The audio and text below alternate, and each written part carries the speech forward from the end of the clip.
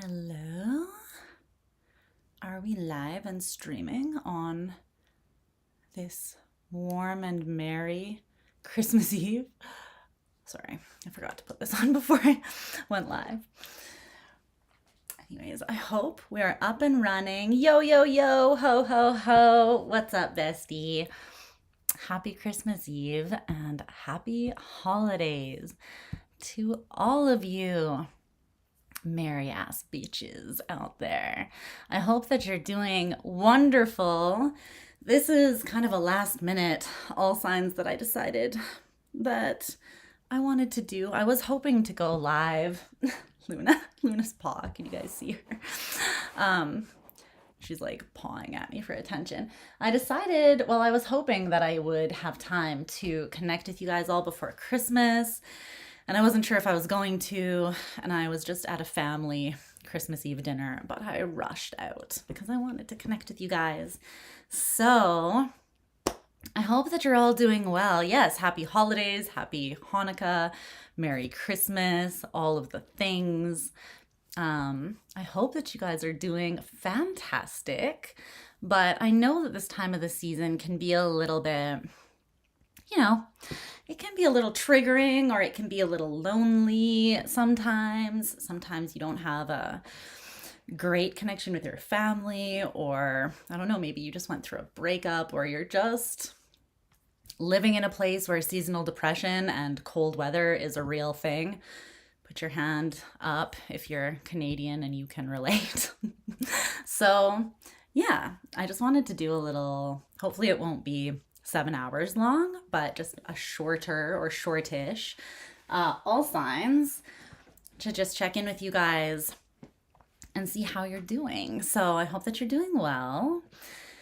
And we're going to look into, what did I say I was going to do this on? The gift that you are. The gift that you kind of innately are without even trying, just being yourself. The gift that you are to yourself, that you're meant to remember, and to those around you in your close vicinity, as well as just the world. So we're going to take a look at that. I feel you though, for reals. I'm part of the traumatic family Christmas club. So I'm with you all there. Anyone who can relate, welcome to the party. You're not alone. And yeah, I'm gonna do a quick cleanse and just ground my energy, because I literally just ran through the door, ran downstairs. If I look flushed, that's why. I just got home from, I have a family who does all of the holiday things, and so we have like a Christmas Eve family dinner, Christmas morning breakfast and present opening thing together, Christmas dinner together, and it's a lot. So I also needed a reason or an excuse to get away and have some me time with my people. So thanks for being here if you're here, and I hope you're doing well. Okay, so I'm gonna just start with a little cleanse, a little grounding and breathing into the energy. I am just grateful to not be down with the sickness, because for like over 2 weeks straight, I had what I'm assuming was walking pneumonia. Whatever it was a lot. It was a lot, I could have done with less, to be honest. But alas, it hit me. It took me to the brink, and then I have crawled back from the brink, and now I'm here with you all in relatively good health. So if you're sick, I feel for you. I'm sending you healing vibes. I know you can do it. If I can do it, you can do it. So let's get a little bit of a cleanse in here. The Paulo ain't Pauloing. You came down with a cold and allergies. No. Your insides itch. That doesn't sound like fun. An itch you cannot scratch. All right. So let's just take a second to breathe and this is going to be an uplifting reading, a happy holidays reading, emphasis on the happy. So we're focusing on good things only. We're focusing on just building you up, reminding you of your value. And like I said, what a gift you are in a couple different ways to the people around you, so that you don't forget, no matter what your situation is this holiday season, you remember that you got a friend in me, and we're just gonna hang out for a bit. So thanks for being here with me. If you are, I appreciate your presence as always. And let's see here. All right. So as per always, we're going to start with Aries. We're going to move all the way through to Pisces. I'm going to light this little candle here that I have. You cannot see it, but there is a candle in there. There's also some rose petals, some rosemary, and some lavender, just to give us some positive vibes, you know. So this little transmutation tool here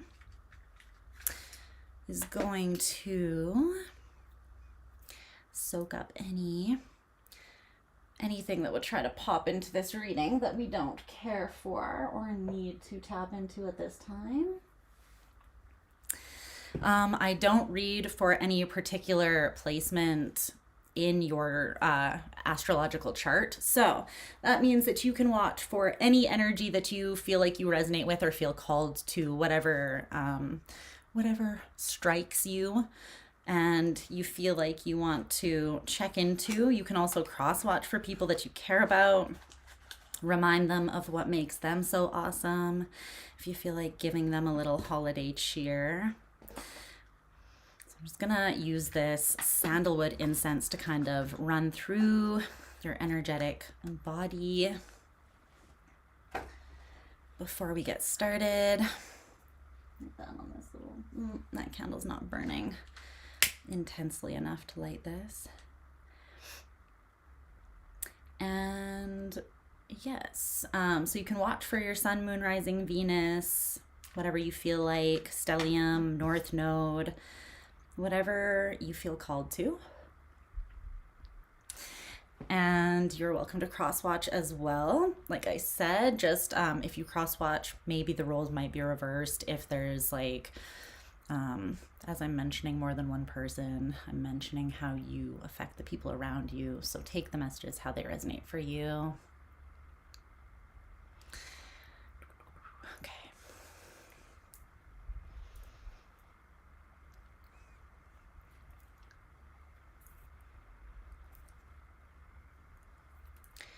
And any information you might need about me is most likely in the info box. How to book me for a private reading, how to find me on socials, all of that good stuff. I'll put this back here. And what else? If you come in during this live, you will know which sign we're on because there's going to be these little gifs like this up here in the right hand corner of the screen. So check that out if you want to know where we're at. And if you come in after the fact, then there will be timestamps in the pinned comment as well as the info box. So you can just skip to where you want to be, okay? Yes, so we're going to look at the gift that you innately are to yourself, others, and the world. So we're just going to pull a couple cards, a couple tarot cards, a couple maybe oracle cards, and see what wants to come up and just hang out. I hope that you guys are having a great holiday season. I hope you're looking forward to the new year. 2024 was weird. Am I right? It feels like time and space was not a thing this year. Like, I feel like I just was celebrating New Year's with my best friend last year. It's trippy. I don't know if anyone else can relate, but it feels like 2024 was just like a weird portal of, yeah, time not being a thing. So although there was a lot of lessons and growth, I feel like, in healing, there was a lot of crazy, also politically charged stuff around the world. So I'm not too sad to put this one to rest, I gotta say. And I hope that we're calling in nothing but positive vibes for 2025. At the same time, it's huge shifts, right? It feels like no time passed, but I'm like not the same person that I was, which is weird. Yeah, shifting timelines, exactly. I feel like a lot of us did jump timelines. I'm hot. I need to take my sweater off. Whew. The whole running from my aunt's house home was it was like Mission Impossible. Dun, dun, dun, dun, dun, dun. Jumping over fences, sprinting through back alleys.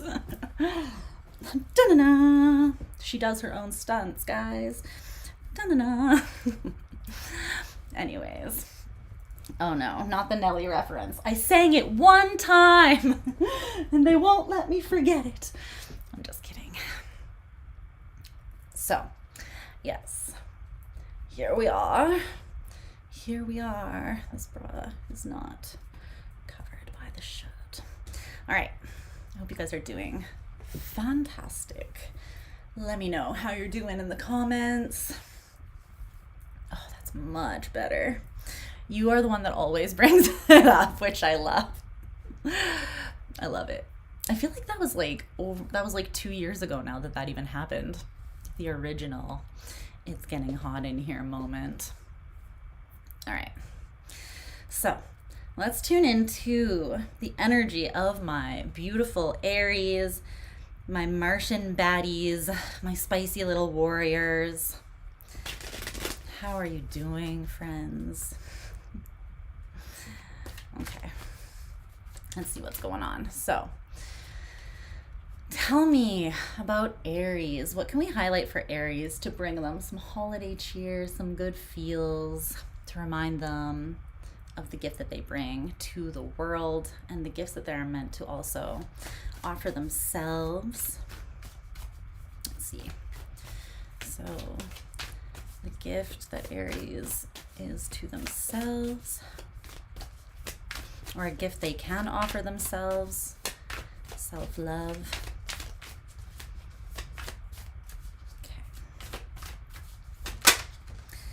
Okay. Those closest to them. Woo! Okay, and the world. All right, all the cards fallen. Let's see here. Some oracle cards too.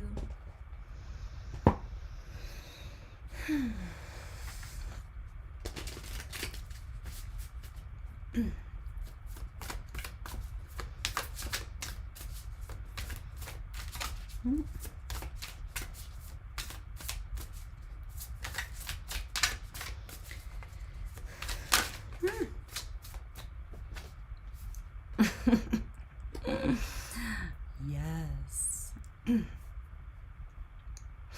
Well, I do love this. Okay.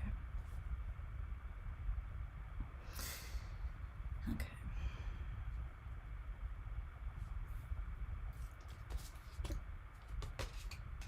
All right. Let's timestamp. I don't think I put any, there shouldn't be any, what am I trying to say? Ads, I don't think. Happy holidays, Amelia. I don't think there should be ads on this stream, so hopefully, pretty sure I remember to make it not. All right. Okay, what's up, Aries? How are you doing, loves? Happy holidays. Merry Christmas Eve if you celebrate that sort of thing. And let's take a look at the gift that you innately are, that you just kind of naturally bring to the world here. Okay. So I think that what I'm going to do is just read all the cards in the upright for this reading, and then I'll just kind of tap into the energy of them intuitively here, because we're looking at the positive energies. Okay. So I'm going to just tie, I think, all of the messages together. Although I will speak to them sort of specifically. We'll see how they all kind of fit together. So you guys have the Six of Pentacles, the Seven of Cups, and the Fool with, let me show you, with the Oracle card of Chaos. So an Aries reading. All right. Let me tap into this.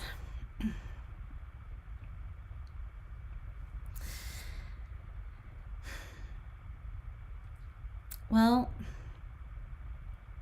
Aries, you're the first sign of the zodiac, and I love that we got the Six of Pentacles as the gift that you are to yourself, because I feel like this is the gift that you are to everybody around you and the world at large as well. But I love that Spirit wants to highlight that you are also meant to be this for yourself first and foremost, because the Six of Pentacles is an energy of generosity, right? It's the energy of just giving, and giving not just your like financial resources, but giving of your time, of your energy, of your affection, of your intelligence. Energy, or Aries, not energy.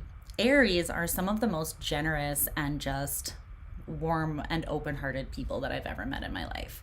They almost don't even, it almost doesn't even cross their consciousness when they're in a healthy state, whether or not they, it's like if someone needs help, and Aries is one of the first people that I feel like is going to offer.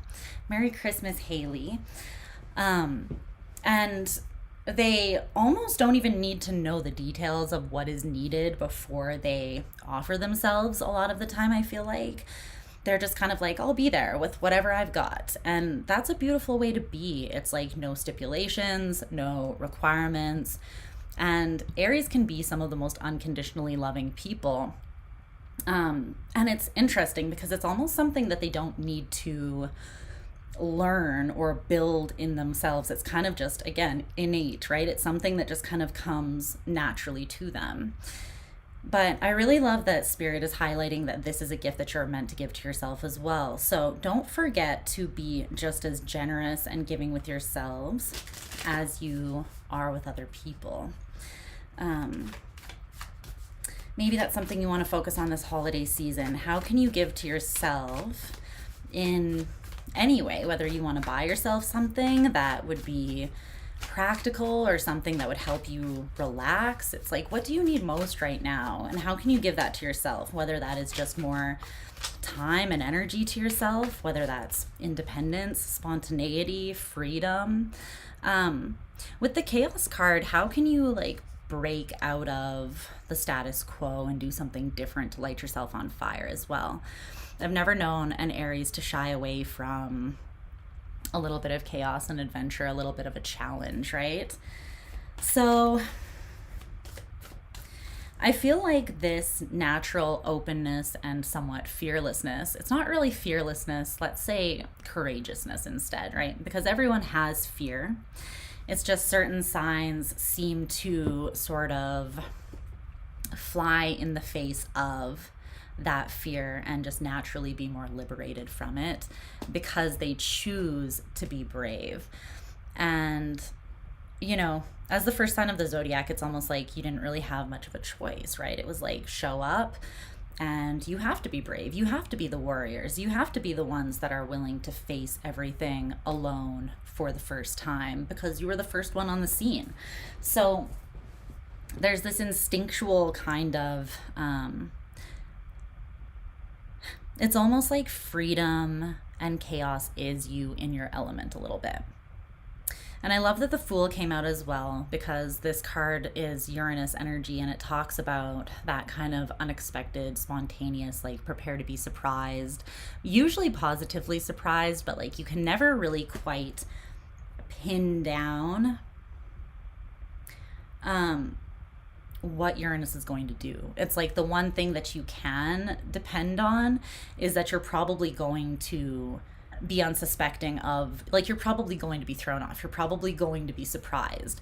And I think that that is kind of like, it's like what brings, it's like the zest of life, right? Is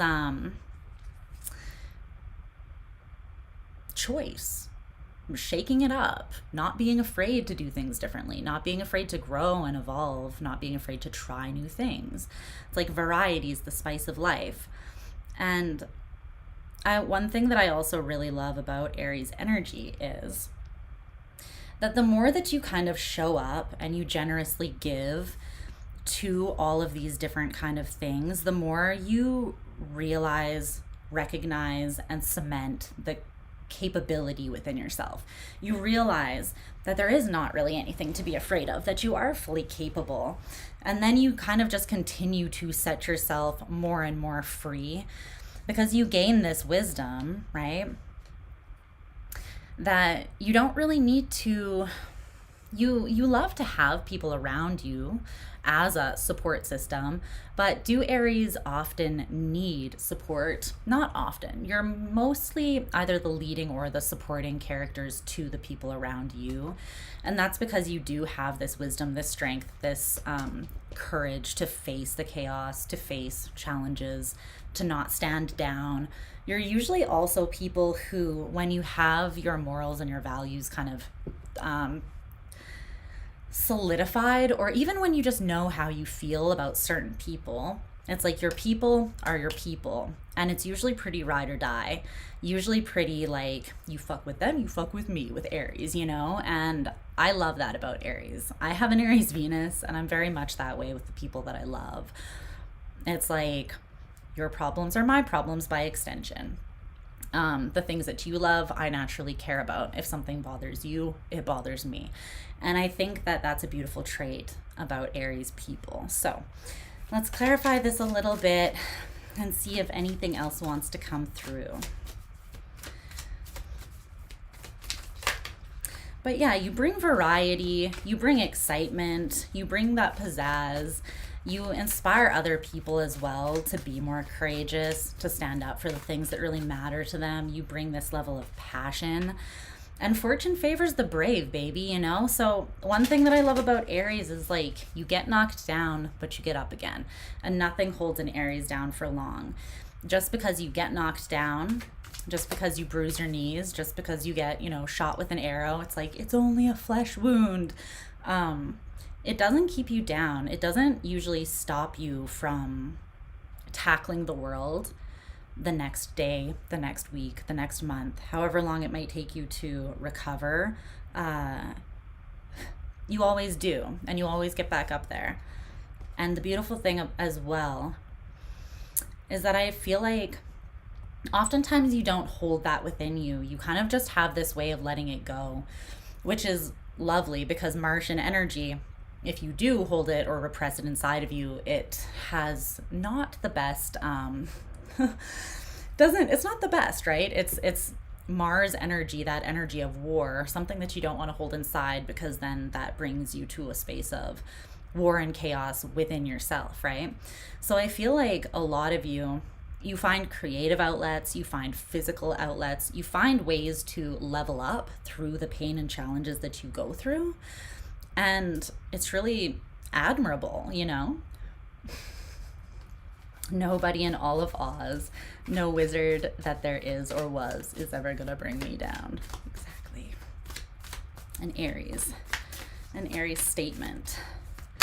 But yeah, you're the trailblazers, you're the fearless lovers, you're the passionate ones, the inspirational leaders. You don't always do it perfectly, but you're not afraid to color outside the lines. You're not afraid to make a mess.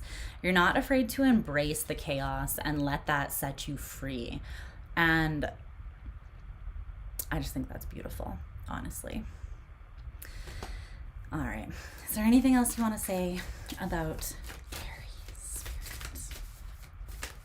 We're going to try to keep the messages relatively short and sweet tonight because my nephew will be here in the morning for Christmas and he will be up at the crack of dawn wanting to open his presents. Let's see, anything you want to highlight here? Which means he'll be dragging me out of bed at the crack of dawn to open presents with him. Okay. The Page of Wands and the Ace of Wands. Well, yeah, there you are. What else is there to say? I mean, there's also this beautiful innocence about Aries that probably one of my favorite things and one of the things that I find the most attractive about Aries people or people with strong Aries in their chart is that there's this duality where you're both baby and like daddy at the same time. And I can't decide which I find more attractive. They're both so incredibly attractive in totally different ways. Actually, there's a quote that I'm going to see if I can find on my phone to read for you guys because it really makes me think of Aries. And I think I can find it. I didn't save it that long ago. Okay. Oh.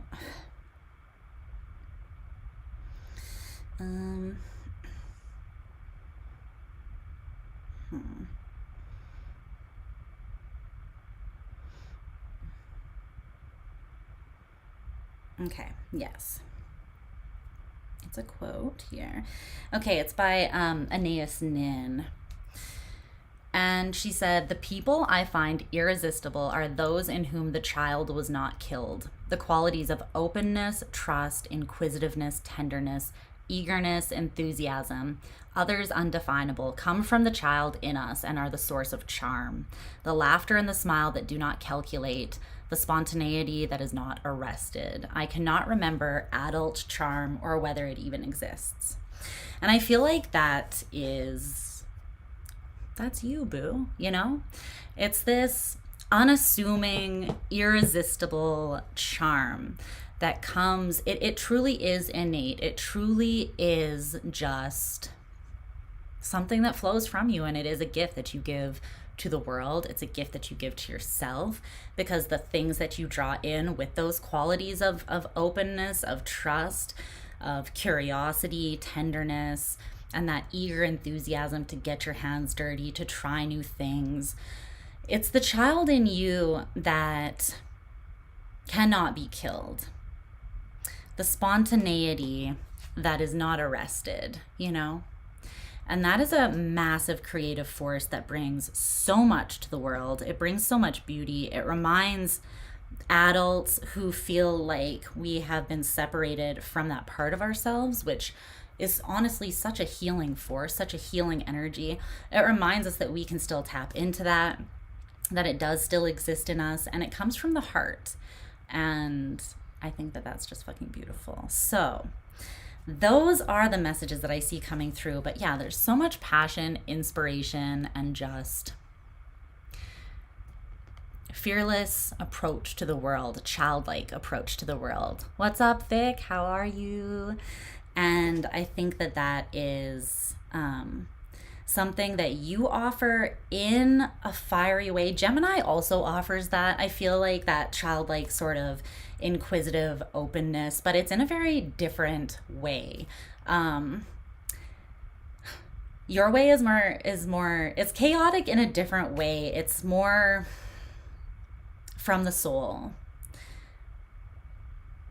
And I don't know. It's interesting because you have all the same qualities, I feel like, but the way that they're packaged and the way that they are expressed is so different. And I love that you kind of can be so many things all at once. I also love that you have this childlike charm and this approach to life, but you're also some of the most intelligent people that I've ever met. So people do tend to underestimate you, and I think sometimes you even underestimate yourselves. So don't do that, or try not to. Remember that you are badasses at the very core of you, and the world is a better place for it. So thanks for being you, boo. All right, let's see what wants to come through for Taurus. Taurus. Okay. What's up, Taurus? Oh, I'm so full right now. Oh my gosh. You say that only because you can't stay awake. We already started. Another time maybe. Although I don't like going backwards, and it's not because I have anything against like letting Pisces go first. I am a Pisces, so clearly you know that it's not that. But there is this natural energetic flow that just, the way that it ebbs and flows and builds when we start with Aries, something about it like just works. I don't know. Anytime I try to structure the order differently, it just doesn't flow the same. I can't even explain it, but sometime I will start from Pisces just for you, promise. All right. Tap into Taurian energy. Where are my Venusian babes at? I hope that you are having a beautiful, beautiful holiday season. I hope you're getting all your beauty routine, your extra sleep, all of your holiday treats in, you know, all these Taurian things, buying yourself a couple presents, you know, spoiling yourself a little bit, being spoiled by the love that you deserve as well. I could start with Cap, the next all signs that I do. I've already started, so I'm not going to interrupt this, but that is energetically reasonable. All right.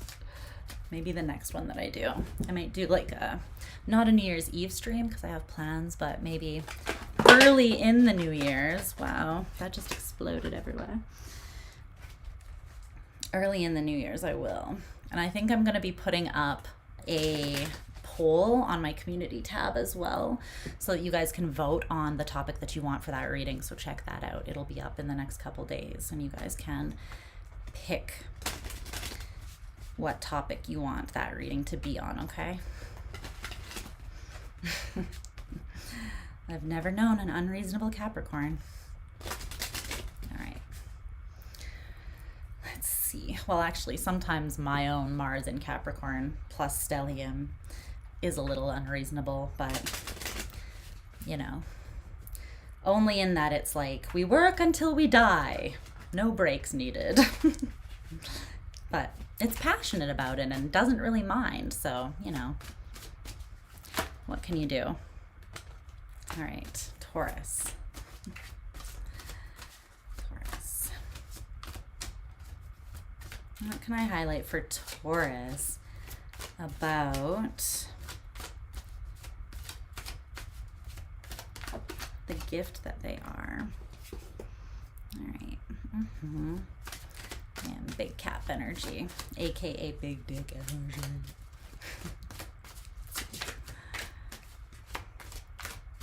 A couple more cards.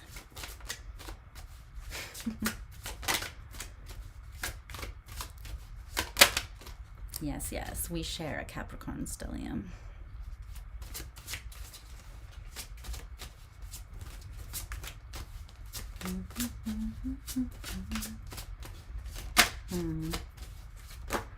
Okay. Well, you got 4 cards. All right. What's coming up here? There you are at the bottom of the deck, looking sexy like you do. Let's get some oracle cards. Tell me about the gift that Capricorn is. Or not Capricorn, Taurus, that Taurus is.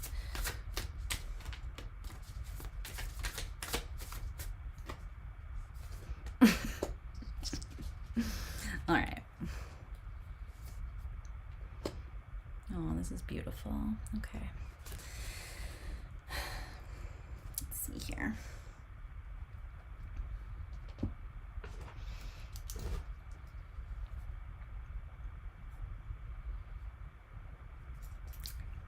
Hi, Taurus. I hope you're all having an amazing holiday season, that it is warm, merry, and bright, and that you are all not sick and well. What's up, Faye? Okay, so let's see what wants to be highlighted here.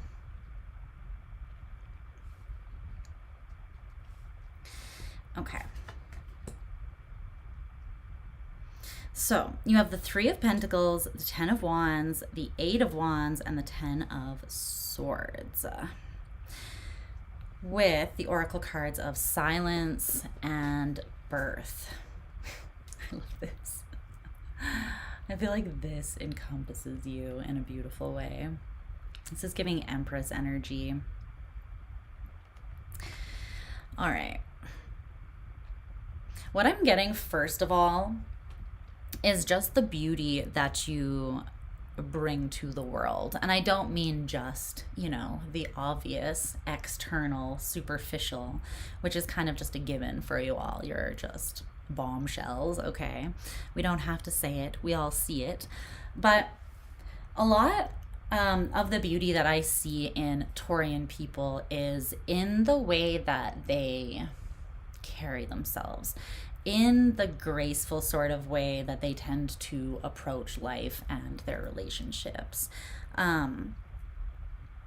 Taurians, I feel like, are people that can carry a lot, right? Whether that is actually like physically, you can have a lot on your plate or on your back, so to speak, but you can also carry a lot internally in a really graceful kind of way with that divine feminine energy. And I think that that is one of the most beautiful things that I've noticed about you. My mom is a Taurus. Taurians are, it's interesting because the amount of beauty that you hold and you're not, like, for how beautiful you are, you're not frail, fragile, or like prissy in that feminine energy. You definitely have that element of yourself that likes to be spoiled, appreciates the finer things in life. What's up, Daniel? And you have that side of you, but that doesn't make you weak. That doesn't mean you can't handle your shit. That doesn't mean you can't stand on business. That doesn't mean that you're not going to show up and get your hands dirty, or that you're going to look for shortcuts to make the path easier when you really want something or when you're going for something. You guys know how to build things that last, whether that is relationships, families, businesses, financial wealth, really whatever it is that you put your focus on and you commit yourself to, it's that fixed earth energy, right? It's like, who's going to stand in the way of a bull? Who's going to stand in the way of fixed earth? It doesn't matter how long it takes you, and it doesn't really seem to concern you as well. When you're in, and you're some of the most solid people and the most reliable people and the most loving people that I know as well. My mom was a single mom who took care of my sister and I, and she worked her freaking ass off as we grew up. But she was always still home to put supper on the table. She was always there in the morning to wake us up with a kiss. She was always there to, it's like, even if she was busy, even if sometimes she was stressed, she always put our needs above her own. She never let us wonder whether we were cared for or not, and I feel like that is kind of Taurus in a nutshell. You have this way of balancing and taking care of yourself and having your own needs met, but also never failing to show up for the people and the investments that you care most about. So that's something that's really beautiful and a gift that you bring to the world. I think it's also amazing that you are some of the most capable and beautiful people, but it's not a pick me, like, look at me kind of vibe. The growth and the things that you create and even your own personal up levels, I've never known a Taurus to be I wouldn't call you showy people necessarily. It depends what else is in your chart, obviously. And not that showy is a bad thing, but there's something that's really graceful about the way that you grow and create and up level in silence, you know? You don't need to have this constant validation. And that's what I think is also beautiful about the energy of the Empress, right? Is that she knows that she's the Empress. She's not going out there asking every person that passes by her on the street to compliment her outfit or tell her that she looks so gorgeous today. She knows. She has this inner confidence and strength of self. So, and that's because you're not just beautiful on the outside, you're beautiful on the inside as well. And you have very strong spirits. Hi, Lunes. Luna's down here. Let's clarify this a little bit.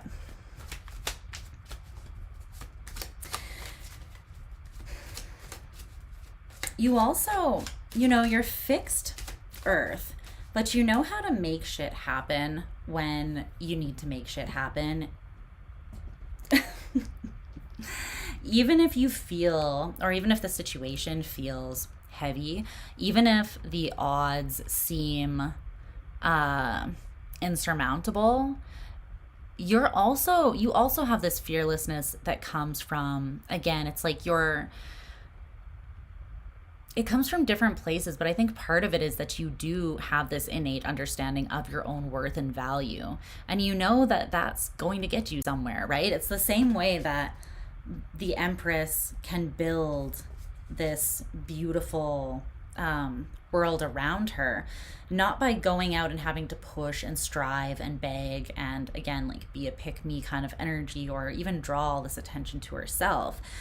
The Empress just knows her worth and the energy that she carries within her, and she quietly radiates that outwards and calls everything to her in that way. And you guys definitely carry that energy about you. And for being fixed Earth and for getting this sort of, sometimes you get slack for being, the slow moving kind of like, we're gonna get there eventually kind of fixed Earth, like the crust of the Earth moving, shifting over time. You actually can make shit happen relatively quickly. And it's because of your strength of will. It's because when you decide on something, you can be so single-mindedly focused, and you have this way of streamlining your energy and the intensity of your energy that it's like you don't have to take shortcuts. You don't have to you're charming, but you don't have to use it in a way that is unbecoming. Again, there's this gracefulness that you always seem to carry with you. And it gets you where you need to go. Yeah. There you are. There you are. Look at you. Another thing that's coming up is that in today's world, I think a lot of people have lost their ability to really see what is truly valuable, or to even like look at each other and see the deeper worth or the true worth in one another. Sometimes we can be quite superficial, or society can kind of twist us to have our perspective like form in that way. But again, it's like it's not that you don't understand and appreciate luxurious things. It's not that you don't appreciate the finer things in life, but it's like those are just a reflection of your inner worth, and that's why you know that you deserve them. That's why you appreciate them, because it's almost like an extension of your appreciation for yourself, or that's what it's meant to be, right? And the King of Pentacles is not just someone who goes out there and works his absolute ass off. I mean, he started somewhere and he had to build up to the place that he is, right? But the King of Pentacles is someone who, at the core of him, understands what his value is and does not sell himself short. And that's ultimately why he has the confidence to back that up And so then other people are less likely to sell him short. And so that's kind of how he navigates through the world and gets to where he wants to be, right? Okay. Is there anything else? Yeah, you also have the gift of manifesting, especially when your heart, when your Venusian kind of mind is behind it. When you know your worth, when you know the worth of those around you, and you're calling things in from that space, that's an incredibly like powerful, energetic space to be in. Yeah. So you can actually do this with not that much effort. And it's not that you are lazy, it's not that you're not willing to put the effort in, but you do understand how to, or especially as you grow and especially as you evolve and mature in your energy and you start seeing yourself more clearly, I think you know how to kind of pull things out of, it's like not creating something out of nothing, because the energetic currency is what you're paying, right? You know how to make things happen though, but it's because of who you know yourself to be. And that is how energy works. That is how manifestation works, right? So you can build really solid things. You can build things in a relatively quick fashion, but still without skipping steps. And it doesn't seem to be something that you really have to exert yourself. And again, I'm not saying that you don't put the work in. It's just that you're very intelligent. You have this like basic understanding because you understand your own value, your own worth, and your own energy that you carry and radiate. And that is truly the sort of the most valuable currency that you have. And then you kind of project that as within, so without, right? That Empress energy. That's beautiful. All right. I love it. And I love you. Yes, this deck is very Venusian. It's very pretty. Very pretty. Maybe not the Ten of Swords, but you know. All right. Let's see what's going on for Gemini. What wants to be highlighted for my gems?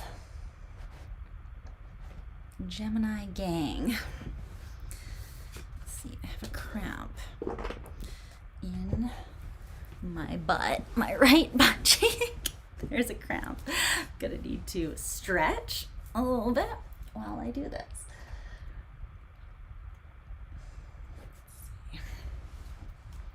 I know you all needed to know the exact location of where that cramp was happening. All right, so I shared. Oh, sorry about that. Gave you the deets. All right, let's see. Tap me into Gemini's energy. Gemini's energy. What does Gemini need to know? What the gifts that they offer.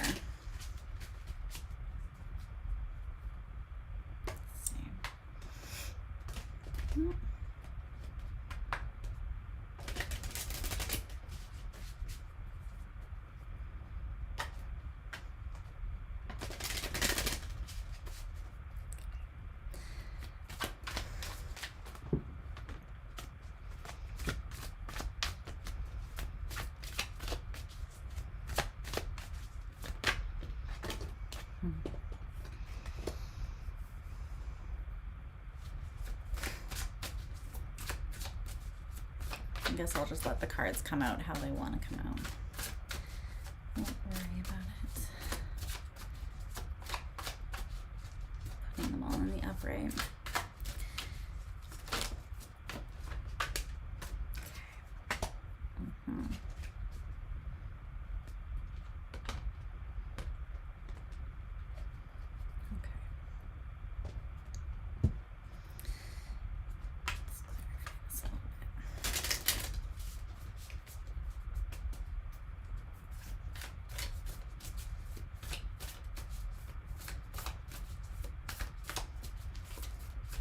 more about Gemini's energy here.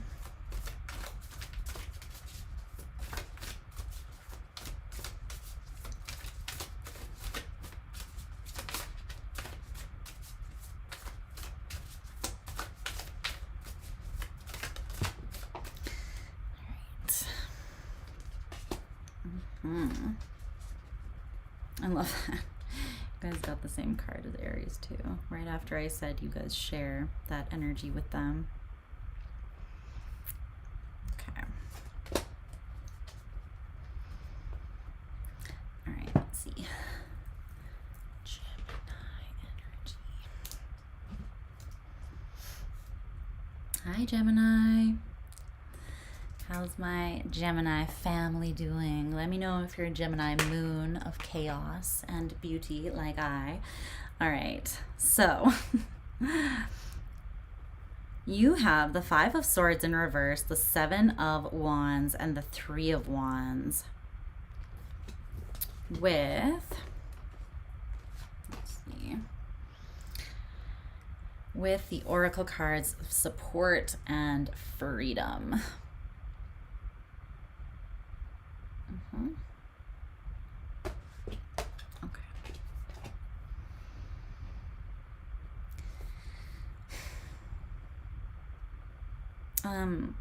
I'm hearing that song. I don't know if someone sang this before Bob Marley, but that can you be loved and can you be loved and be loved? Can you be loved and be loved?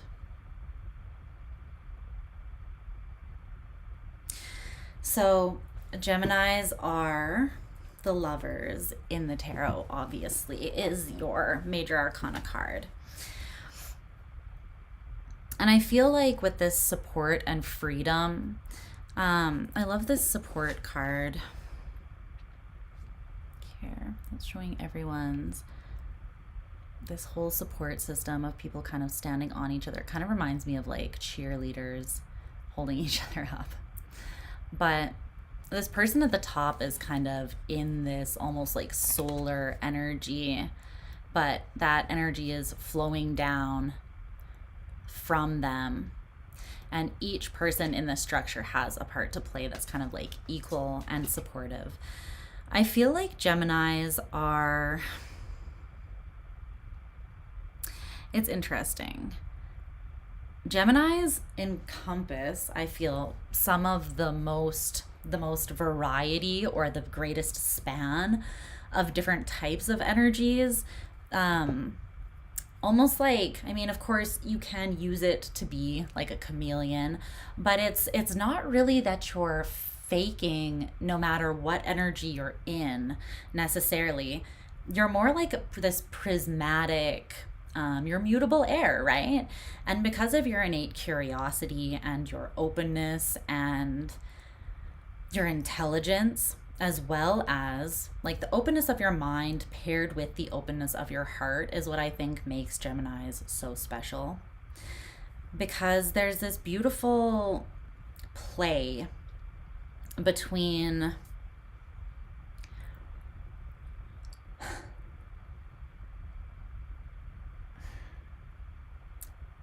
it's like a lot of Geminis that I know are much more humble than they would ever need to be, or than even most people with the same span of qualities, of skills, of intelligence and experience would be if they were in the same sort of situation or if they were walking in your shoes. And that's when you're in a healthy state. Obviously, there are some Geminis when they're unhealthy that get a little braggy or whatever. But most Geminis that I know, it's like you might let someone win an argument, or you might come into a conversation with more of an open mind where you're not trying to play games, you're not trying to fight. You genuinely want to hear other people's perspectives because you want to learn, right? Because you understand that that makes you stronger in the end than just sticking to your own rigid, like putting yourself in a box or limiting yourself. You understand that ultimately that is what moves you forwards in life, is this openness, is this curiosity, is this ability to kind of take experiences, information, people, even yourself, and kind of turn it over in your hands and look at it from all of these different perspectives, or look at it through this sort of, again, this prism of light where you're seeing everything.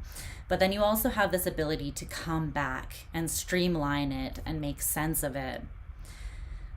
So you can kind of multitask in this very intellectual way, in the way that you process information, in the way that you process experiences, and just your whole self and the world around you.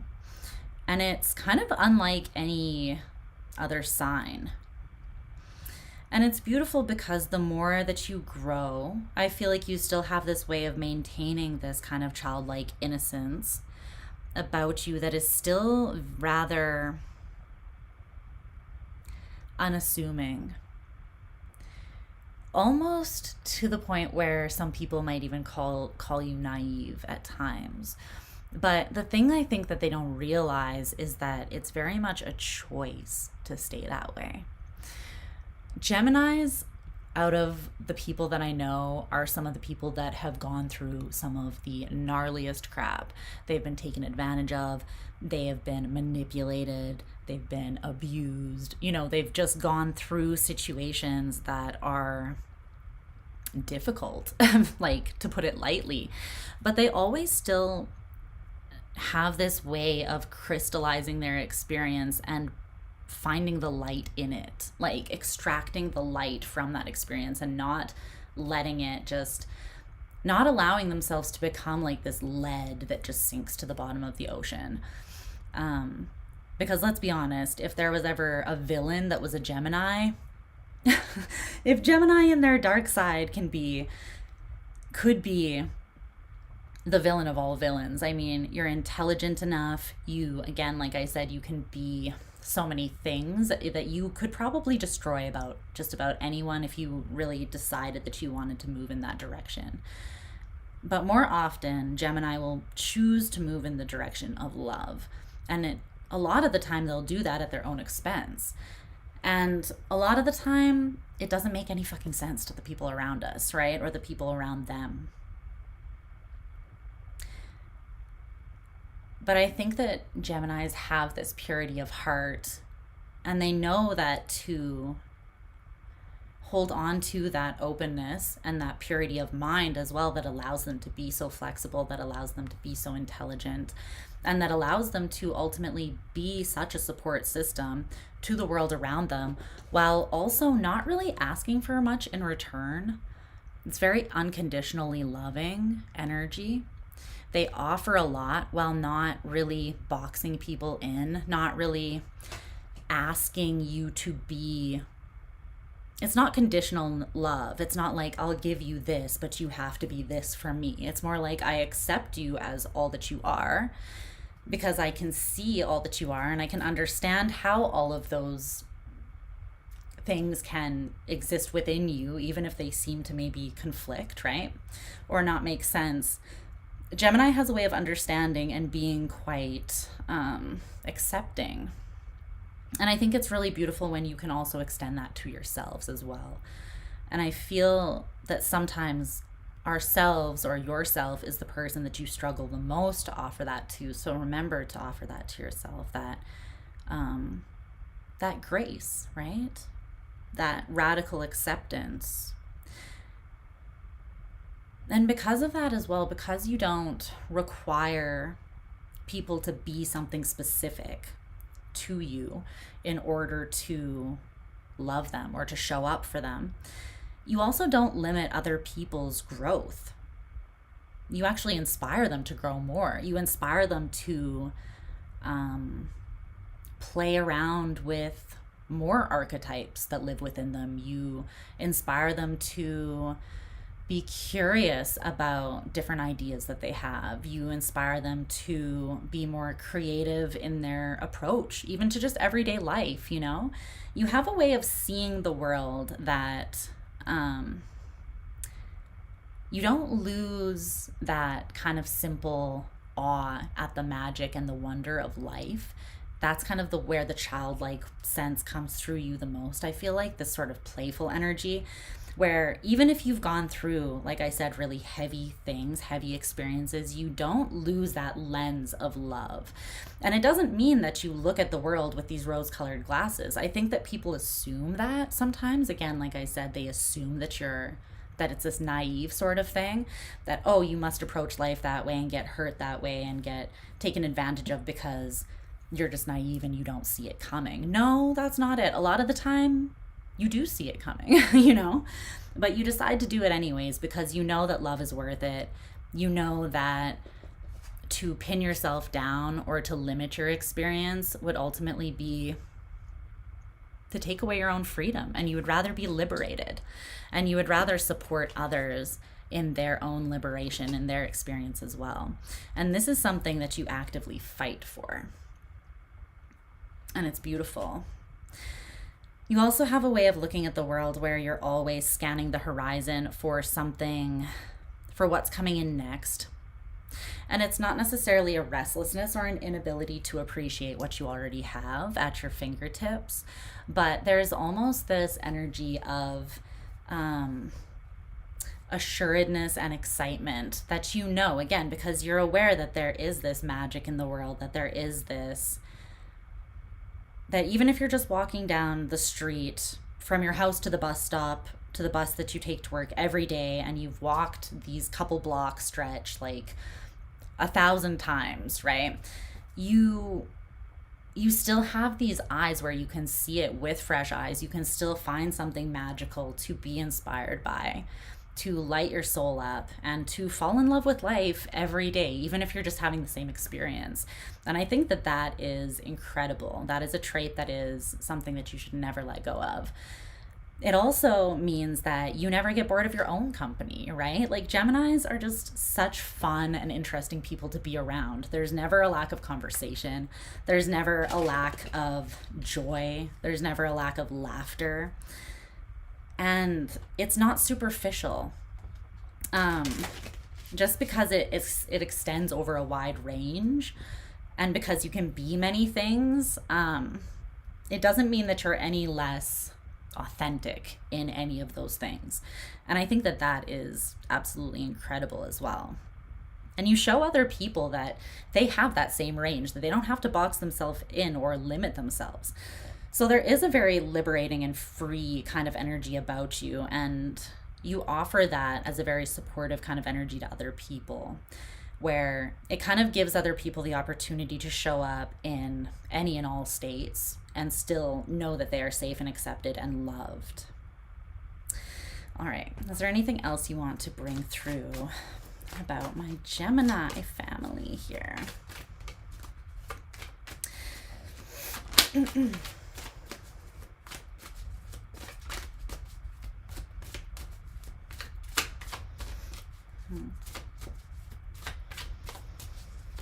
I was gonna say, like, it's like a lust for life, but it's not really. It's more of like a contentedness in life.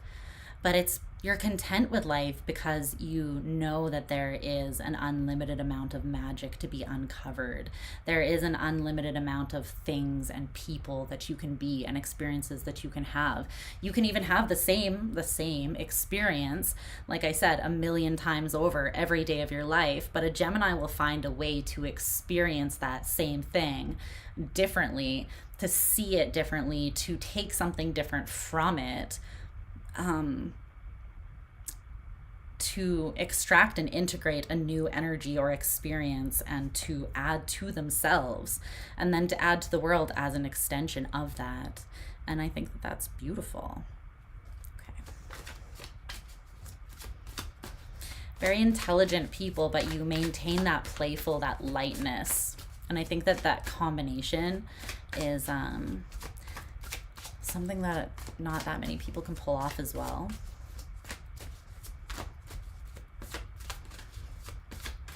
It's a very specific brand of intelligence.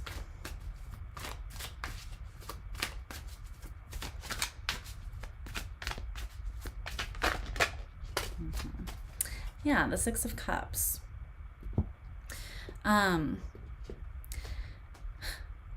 You're also nostalgic people. And not nostalgic though in that like depressing kind of way where you get stuck in the past. I mean, again, you can, any Gemini can have any of these traits that go in a more negative place, but we're focusing on the gift and the positive side of things. With the Six of Cups, it's like you can revisit past experiences as well. And this is maybe a gift that you don't even know that you have, or you don't use as much as you could. So I think that's why Spirit's highlighting this. You have the ability to not just move forwards in time and space and experience things differently, but you also have this ability to kind of bend time and space with your intelligence and, again, your mutable air, right? So you can almost tap into things that you have felt and thought and experienced and engaged with in the past, but you can transform them just through seeing them in a different way within your own mind, perceiving them differently, again, like kind of shifting them, almost like taking a Rubik's Cube and like it's the same experience, but you can shift it a million different ways. So, and with Gemini, I feel like it's not just about getting to the intelligent like destination. It's not just about finding the solution. It's about the whole journey along the way. It's about how every piece of the puzzle has something to give. So it's not just about what is the final picture. It's about what does each little puzzle piece bring to the overall richness of my life.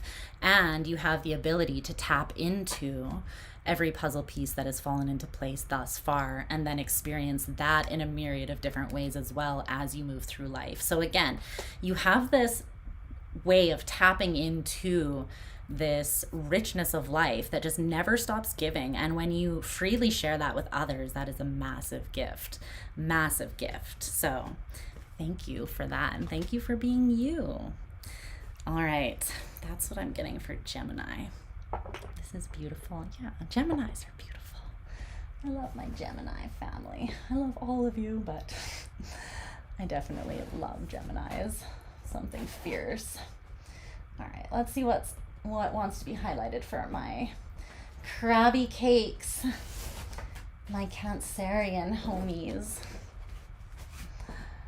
Cancer. I get to see my Cancerian people tomorrow. Well, my little sister, who's a Cancer sun, moon, and rising. God bless her soul.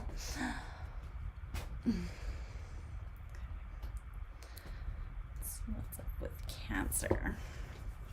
Okay, I need my sweater on again now. I have recovered from my physical activity. And I want to be cozy. Again. Okay. Ugh. My stomach is so full, you guys. I ate so much at dinner. We had like beef dips and then Caesar salad and baby roasted potatoes with like a gingerbread cake with this like butterscotch sauce and whipped cream and stuff on it, and I was like, I'm going to explode. And it was delicious. All right. Let's see what wants to be highlighted for my Cancerians.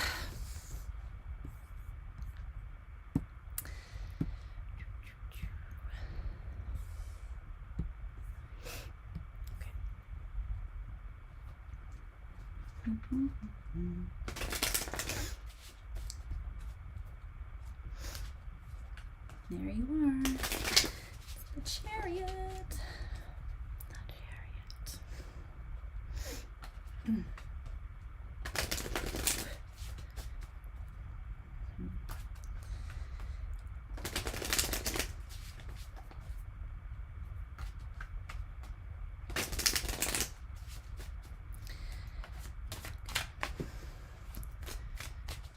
What can I highlight for Cancer about the gifts that they offer?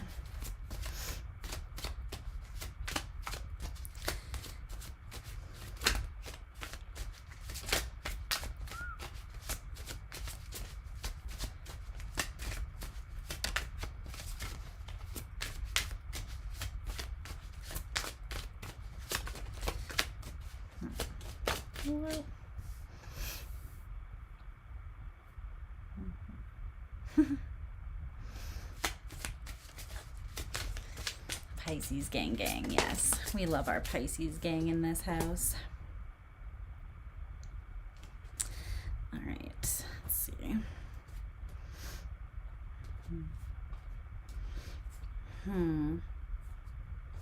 Aww. Sweet. Okay, get some oracle cards. Cancer.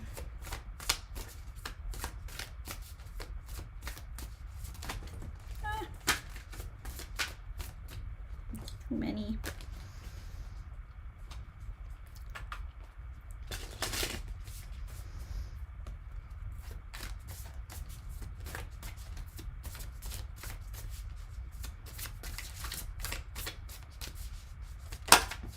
Okay. Oh, of course. Of course. This is such Cancerian energy. Okay. Let's see what's going on here. Hi, Cancer. How are my sweet and spicy Krabby Cakes doing? Happy holidays. I hope that you're doing so well. All right, so for the gift that you naturally are to the world around you and those closest to you, you have the Queen of Swords in reverse, the Eight of Swords in reverse, and the Two of Pentacles in reverse.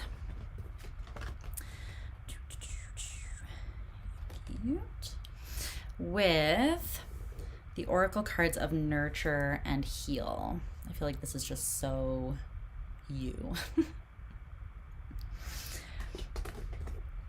Okay. Let's see. This is coming through as like cute but will cut you, mama bear kind of energy with this Queen of Swords in reverse, Eight of Swords in reverse, Two of Pentacles in reverse. But it's also like, okay, how can I start with this? If something needs to be taken care of, like I know a lot of people look at Cancers and they're like, you're the crybabies of the zodiac, or the big softies, or like the over emotional, whatever, all of these like lame, what am I trying to say? What's the word? Things that you kind of get painted with. But there's so much more to you than that. There's so much courage to Cancers. And I think that part of that, well, one reason, maybe the reason that first comes to mind, is that it takes an incredible amount of bravery to approach the world from a soft or emotional or empathetic sort of stance, right? It actually strengthens you, but it also requires a lot of strength to come at the world, to approach the world, and just to exist in the world in that way. To exist in a world where there are probably a million things a day that you can engage with that have the potential to break your heart, to still show up with a nurturing, open, empathetic, and soft heart is maybe one of the most courageous things that you can do in this life. It takes a lot less strength to numb yourself down and shut down and be this kind of jaded, cold sort of person in your approach to life, right?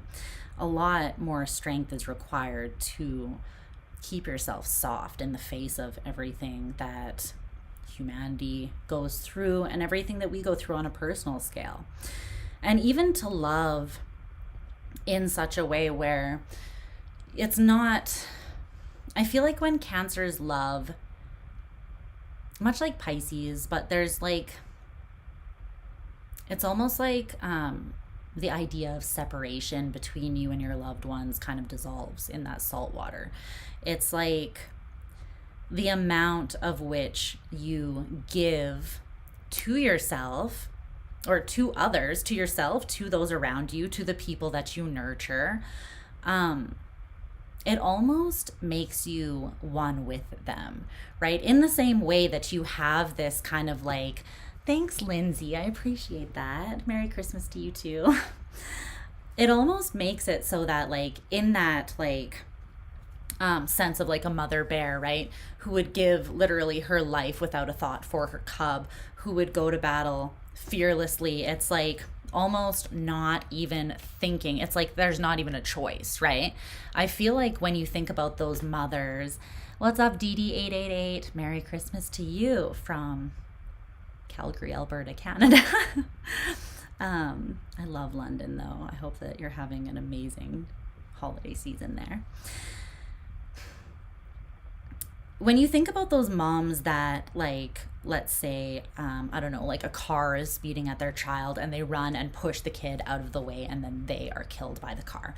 That gives big Cancer energy to me. It's this like complete, what's the word I'm looking for? Why?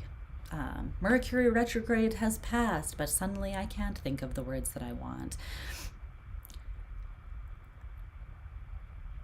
It's just giving so fully of yourself to this level where you will sacrifice and you'll surrender yourself. You'll lay yourself down. Or you won't even consider. It's almost like you just bypass fear because that's how strong your heart is. That's how strong your love is. It almost is like this superhuman force. And I feel like every day you quietly make choices from that space. You know what I mean? This is not about love. This is just about the gift that you are, or the gift that each sign offers, like naturally or innately. So this reading isn't necessarily about love. But we will have one of those coming soon if you guys want it. I'll put a poll up on my community tab. You guys can vote. All right. Good night, bestie. I'll talk to you soon, though. I think we're connecting soon, and I might see you in Toronto soon. So, love you. Merry Christmas. But there's also this really interesting, like, dichotomy with Cancerian energy, where again, it's like cute, but will cut you, like soft, but will come out with the, if I need to protect myself, if I need to protect the people that I love, then like I will fight fiercely, right? It's almost like if a bear was both like a stuffed animal bear, but then could also be a grizzly bear, come to life and like maul the shit out of you if you fuck with the people that they love. It's kind of like you can be both. You can be like this incredibly nurturing force that nurtures so unconditionally and without really concern for self, but not in like a self-deprecating kind of way, not where you don't care for yourself. You still care for yourself. It's the fact that you care so deeply for literally everything, including yourself and your own experience when you're healthy. I think that actually allows you to give so much to others and the world around you. Because again, there's almost not a filter when you're just flowing, but you still have a way of protecting yourself and those around you. It's like that, the shell that you have, you have a way of nurturing and sending out this healing energy just through the way that you carry yourself in the world and the way that you see the world and how you share that with those around you, your experience of things. But then you also have like levels to it where the people that you really care about, it's almost like you let them into your shell with you and they are nurtured and kept safe inside of that. So it's like another level. Let's see. There's also a softness. So if we're thinking about like the Queen of Cups, or even the Knight of Cups versus the King of Cups, right? The King of Cups has this ability to emotionally regulate, but they have, more often than not, they have the ability to kind of like hold it in. They don't always, they could be feeling a lot, but not necessarily expressing it. And I think that with you, there's this element of wearing your experience, your emotional experience, your feeling wearing your heart on your sleeve, or wearing your emotional experience on your face. Again, you're very emotive, you're very expressive. But I think that that is kind of freeing and inspiring to people in a way as well, because it's like, you know how there's kind of that like boys don't cry, or like you have to be tough, or emotion or even empathy sometimes is viewed as a weakness, but it's not. It's an incredibly healing, nurturing force that should be amplified in the world if we want to grow, and if we want to actually get anywhere as a species. Then we need a lot more of that than we have had, right? So if anything, that needs to be amplified. And I think that you guys fearlessly show up in that way, despite how other people can misread it, or despite how other people tend to look down on it or peg it as a weakness. It's just because they don't understand how much strength it truly takes to exist in that way. And again, to make choices from that place where you are in a constant state of feeling it all and processing everything on an incredibly deep emotional level and a deep intuitive level, that would be overwhelming for 90% of people in existence who are not you, right? Well, who are not a water sign. But there's almost this rawness about Cancerian emotional energy and intuitive energy specifically. It's cardinal water. So there's this force to it that is something to really be reckoned, like that can't be reckoned with. It's the chariot. When you think about the amount of power that it takes to drive a chariot forwards and the amount of bravery that you would need, there's also this level of balance that has to be struck, right? There's the two horses, and in the rider weight, it's a white horse and a black horse. So it's also this internal balance that you have to really find within yourself in order to function and move through the world with that strength. And it's once you find that balance, you're able to really tap into that sensitivity and allow it to be the force that pushes you forwards. And really, when you think about it, when your heart is fully invested in something, when your spirit is fully invested in something, and you are motivated from that place, it's incredibly hard to get in the way of that or to shut that down. Because what is a more motivating force than like the depth of feeling that's coming from the very core of you? A lot of people aren't even brave enough to tap into that and to be connected to that because they feel like it makes them vulnerable, right? But when you are brave enough to do that, and when you struggle through life as a highly sensitive person until you find that balance, once you do strike that balance, you become this very, again, it's a level of liberation, but it's also a different kind of strength. And it's a strength that it's a strength of will, but like from the heart, really. If there's something that you love and something that you put yourself towards and really invest yourself in, there's not much that you are going to not be able to accomplish in life. A lot of Cancerians are some of the most capable and competent and successful people that I know. And it's because they connect, they go to these really deep emotional places within them that require them to face their own fears, right? Again, it's not that the fear isn't there with the Eight of Swords in reverse. It's just that you're not afraid to go to those places. The moon is literally your ruler, although this is Pisces card in the tarot. It's almost this respect, I think, that you have for this part that, although a lot of other people might try to repress it or pretend that it's not just as strong in us as it is in you, there is this emotional body that is just as prevalent and strong and powerful within every single human being, right? It's the realm of the emotional, it's the realm of the subconscious, but also what lies in those spaces. There are our fears, there are our triggers.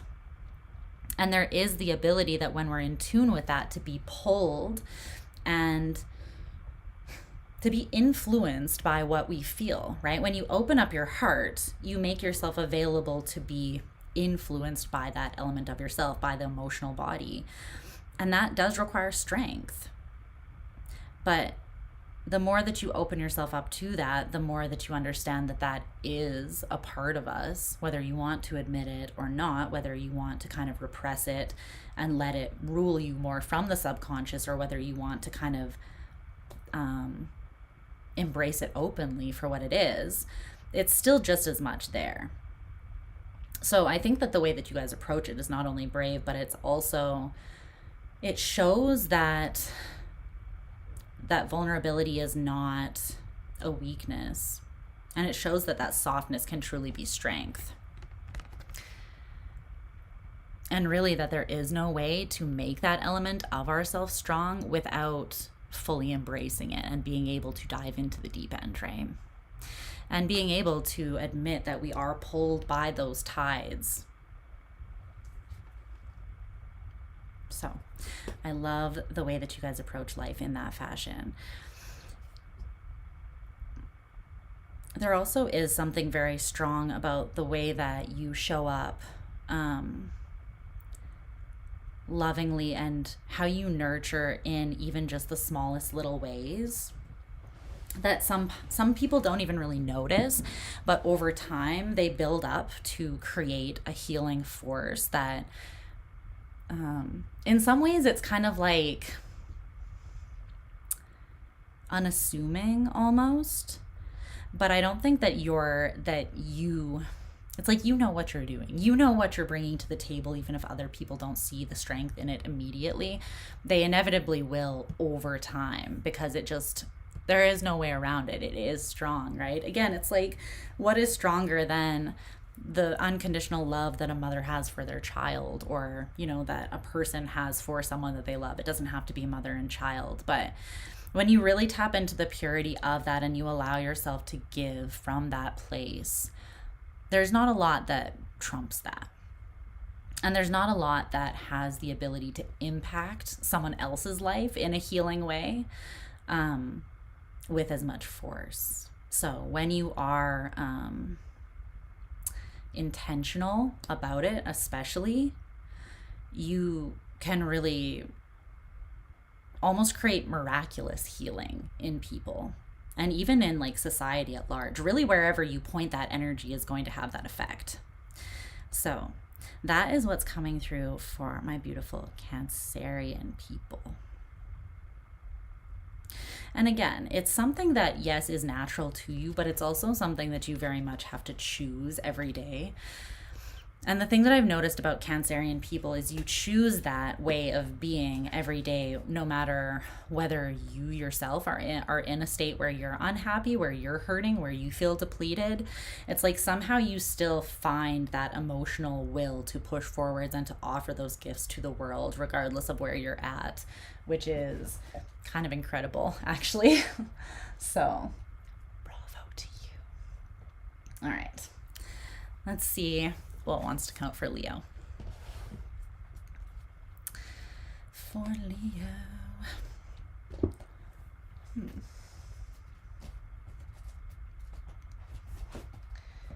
missing a card. Leo.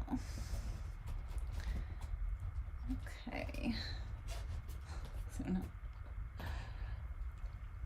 Luna, my little Cancerian homie.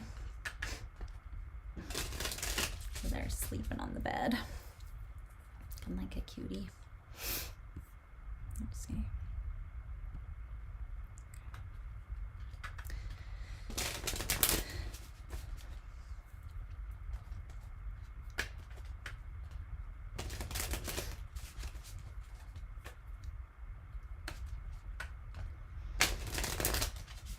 Leo's energy. It wants to come through from Leo.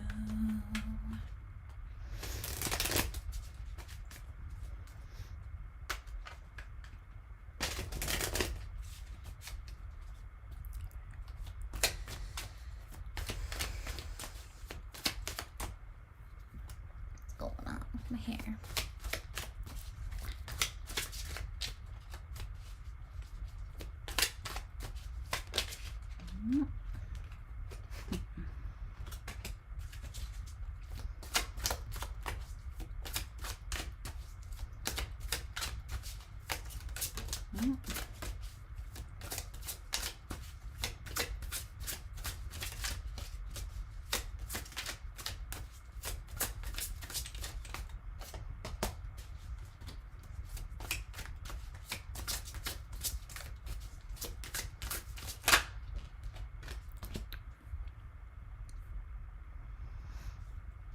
Okay.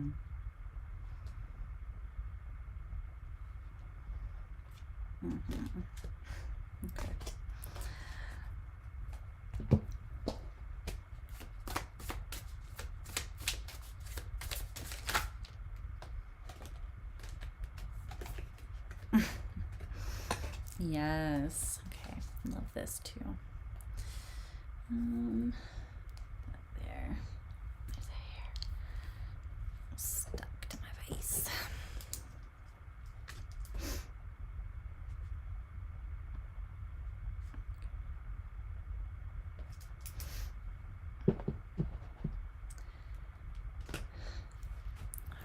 What's up, Leo? How are my brave-hearted beauties doing? I hope you're doing well, and happy holidays to you. Okay, so the gift that you bring to this world, or the one that wants to be highlighted anyways, we know you bring a lot to this world. Okay, so what came out is the moon with the Page of Pentacles, Nine of Cups, and Queen of Wands all in reverse. And then the Queen of Cups and the Six of Wands also came out. We also have these oracle cards of Leap and Feel.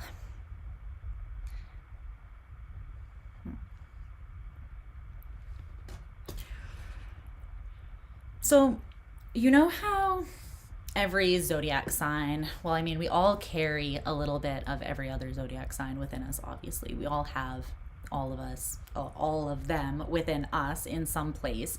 Whether we have a personal planet, we all have a house that's at least ruled by that energy anyways, right? But I do think that it's interesting how every zodiac sign tends to really have an element of mastery over the sign that comes right before them. So it's interesting that the moon and that this feeling card, which also has a big moon on it, is coming out for you right after Cancer's reading, and the moon also came out for them too. Because I think that this is highlighting how, you know, you rule the heart, and yes, you're a fire sign, and yes, you are super you're brave, you're strong-willed, but you also have some of the biggest hearts of anyone that I've ever known in my life. And I feel like a lot of the courage that you have actually comes from your heart. It comes from your spirit too, but I feel like it more originates in the heart, and then your spirit is like strengthened by each leap that you take, by the depth of your feelings. Every time you dive deeper within yourself, or every time you leap out into something unknown, you put yourself out on the line or out on a limb, you experience something new that requires courage, your soul grows in its capacity to see how capable it really is, and how much strength and talent you have really within you. But there is this level of emotional strength that drives you and that makes you courageous. And I think that it allows you to bravely approach the world, especially the unknown, right? Leos are notoriously known to be leaders. And leaders aren't leaders because they have the answer to everything. They're not leaders because they've already experienced everything there is to experience and have all the answers, and that every situation that they guide people into, they know exactly how to handle it, and they've already been there, done that. It's not usually that, right? Not many leaders are that way. Most times, leaders are just brave enough to leap out into the unknown, and they have enough strength and awareness in their own capabilities to trust themselves to take on something, even if they don't always know what they're leaping out into.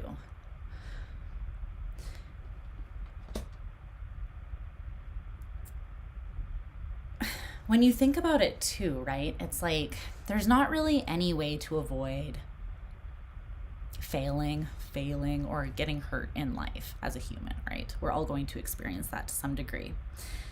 But we all have the opportunity to either let that make our worlds very small, where we don't put ourselves out there because we're scared, and so we become cautious and we become, you know, there's that quote by F. Scott Fitzgerald where he's like, the world is as big or as small as you make it. Haley, I'm going to answer that tomorrow again. I'm not taking super chats tonight, just so you guys know, but I will do that tomorrow for you at some point, or maybe not tomorrow. Tomorrow's Christmas, probably Boxing Day, and I'll send it to you on WhatsApp, okay? But this is just kind of supposed to be a little bit more of a faster read tonight, although it's still not as fast as normal fast reads would be. But it's more like you can allow the world to be big because you have this innate assuredness in yourself. So it's not that you are like, I'm never gonna fail. It's not this like cockiness or arrogance where, again, you have all the answers, or you know that you're this like unbreakable, unshakable force. You are sometimes, but there's always still those situations where you have to put yourself out there and you don't know what's going to happen, but you do it anyways. And it's because you're not focused on the outcome. You're not fixated on having to always win, although you prefer to win, obviously, don't we all though? It's more because you know you have this faith and trust and security in yourself and your own strength of heart, your own ability to bounce back, that you know that no matter what happens, no matter what the outcome is, you're going to be okay. And you're going to not just be okay, but you're going to be a stronger version of yourself through that experience because you're choosing to be, right? So some people have experiences and they don't get what they want. They get their heart broken. They don't get the job. Someone screws them over. Things don't go their way. We all have these experiences where we leap out into things and we fall flat. And that's just being a human again, right? We're all imperfect. And we all have our strengths and weaknesses. But I think the beautiful thing about Leo is that you have that fighter spirit that is required in a leader, right? Because leaders don't just give up. You have people relying on you. You have people watching you to inspire, to show them the way. And the way is not always winning. The way does not always equate to being perfect and getting what you want all the time. But I think the most inspiring thing about you guys is that no matter what the outcome is, you face it with that braveness and that openness and that heart and that soul that's inside of you, that no matter what the outcome is, you take that and you use it to make yourself better. You use it so that you have another thing under your belt to apply the next time you leap out into something, so that you'll be more likely to get what you want next time, or you have more to bring to the table with the next place that you apply yourself, right? And that shows people that they don't need to shrink in size when, they face difficulty, or when they face, when they get knocked down. That they don't have to let that color the rest of their experience or their world or their life.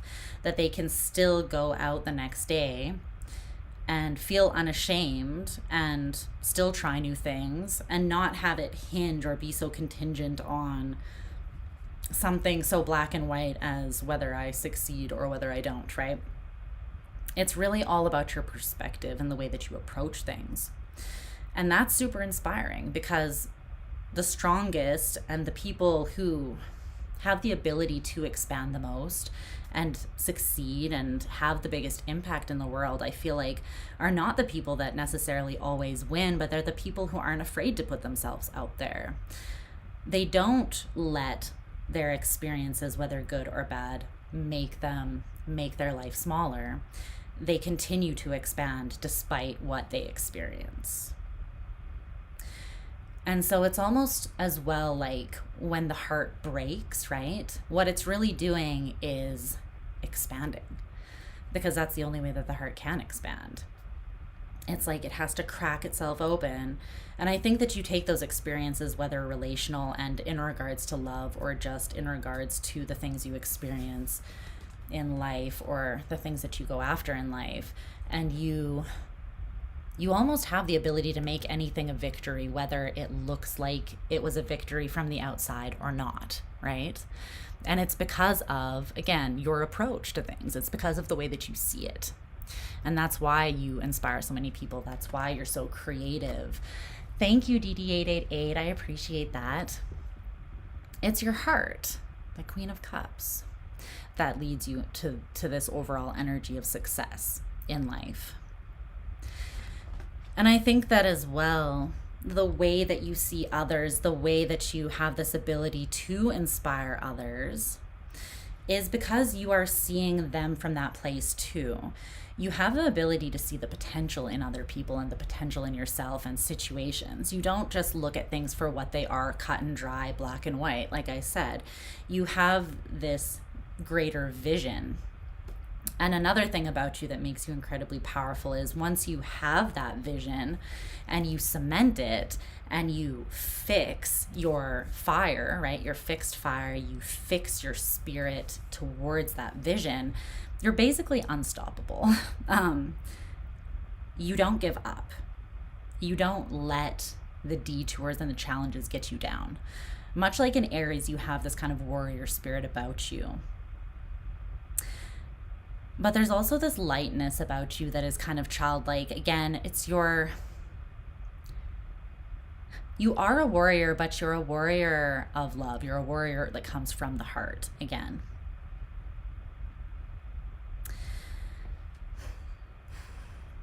But you're not afraid to jump out into the unknown.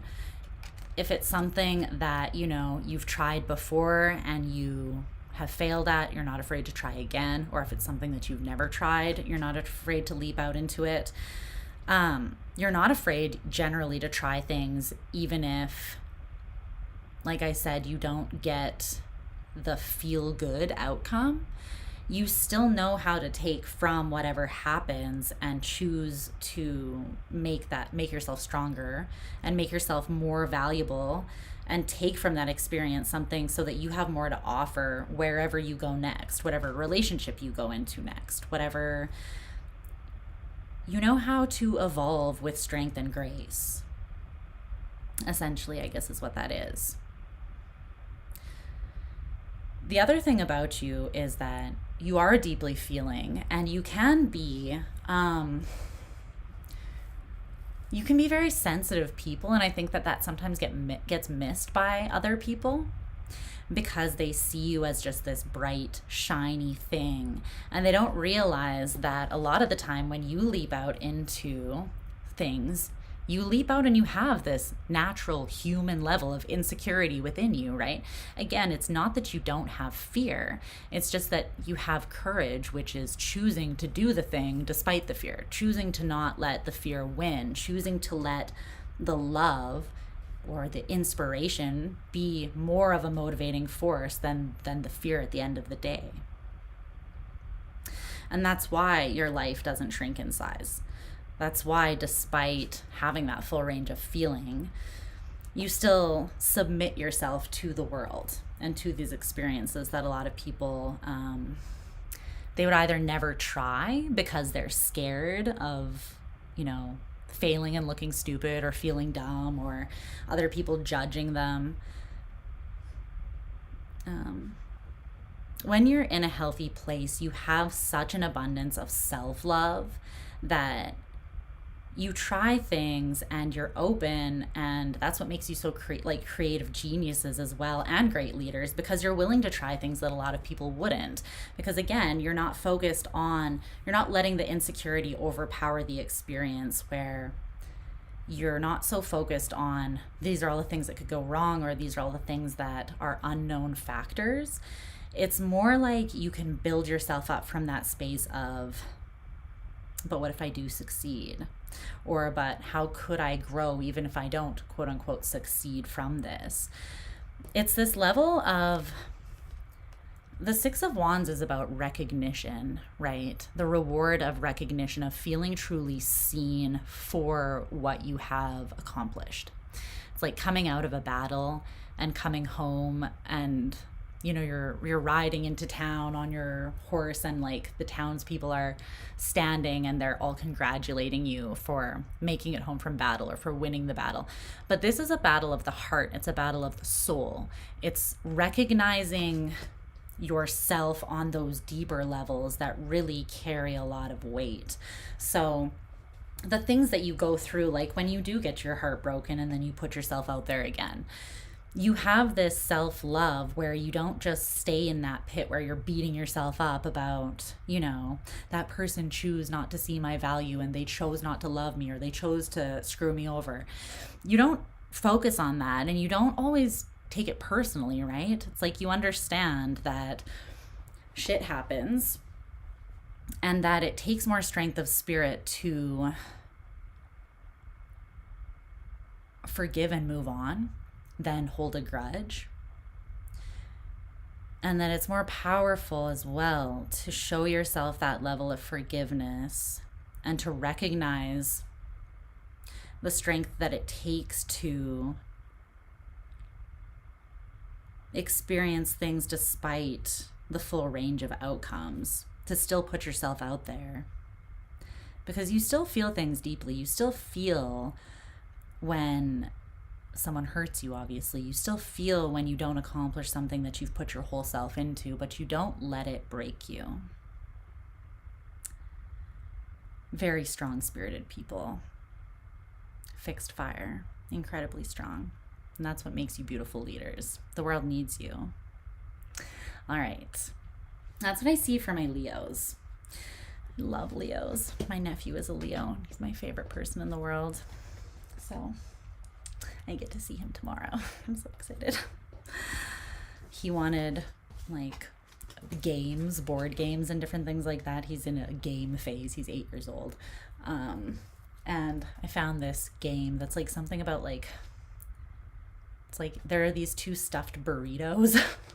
Such a little kid game.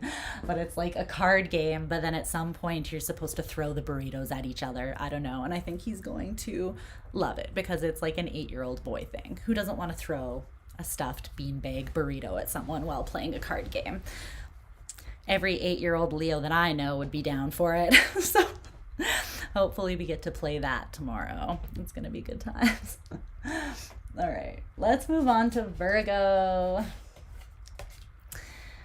Let's talk to my Virgo babes about the gift that you bring and offer to the world. Okay, I'll talk to you soon, Haley. All right. What's going on for Virgos? Let's see. What wants to be highlighted? The gift that you bring to the table. I like doing these types of readings that are not necessarily focused on circumstance, but diving more into who you guys are and just building you up and reminding you of what you bring to the table. Not only do I think we all need that, you know, regularly, just because the world is the world and humans are humans and we can kind of beat ourselves up sometimes, but it's nice. It draws, like, brings me new level of appreciation for all of the energies of the zodiac. I feel like my appreciation for you guys always deepens every time I do readings like this. Thanks, Hales. And yeah, as it should, because you guys are wonderful. You all express these human energies in such beautiful, dynamic, and different ways. And I love that because the world would be such a boring place if we all came from the same perspective, right? I don't know why that needed to happen. Why did they all need to fall? Why? So many cards. Did I get them all? Yes. Okay. Let's see.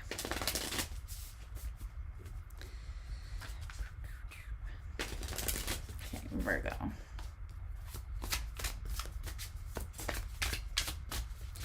The gift of Virgo.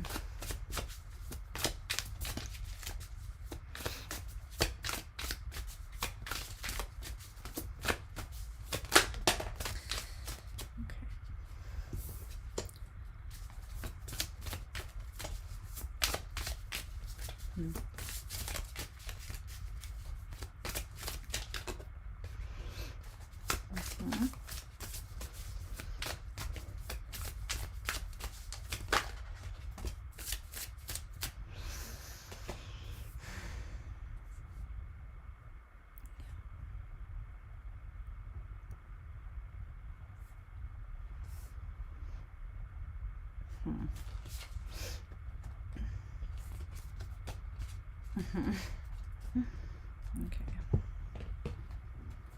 Some oracle cards.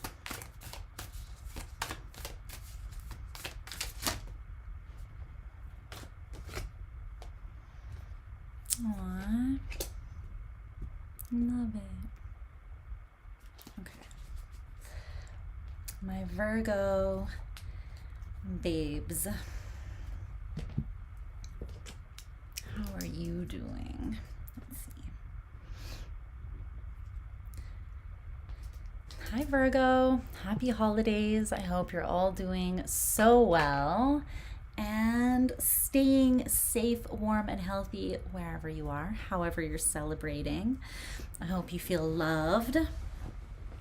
All right, so let's see what wants to be highlighted for you. So we have the Seven of Cups in reverse, the Six of Swords, the Knight of Swords, and the Tower in reverse for the tarot cards. And then we have the oracle cards of home and body. This is very Virgo-esque to me. I love that.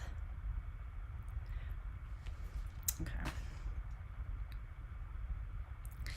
Let me see here.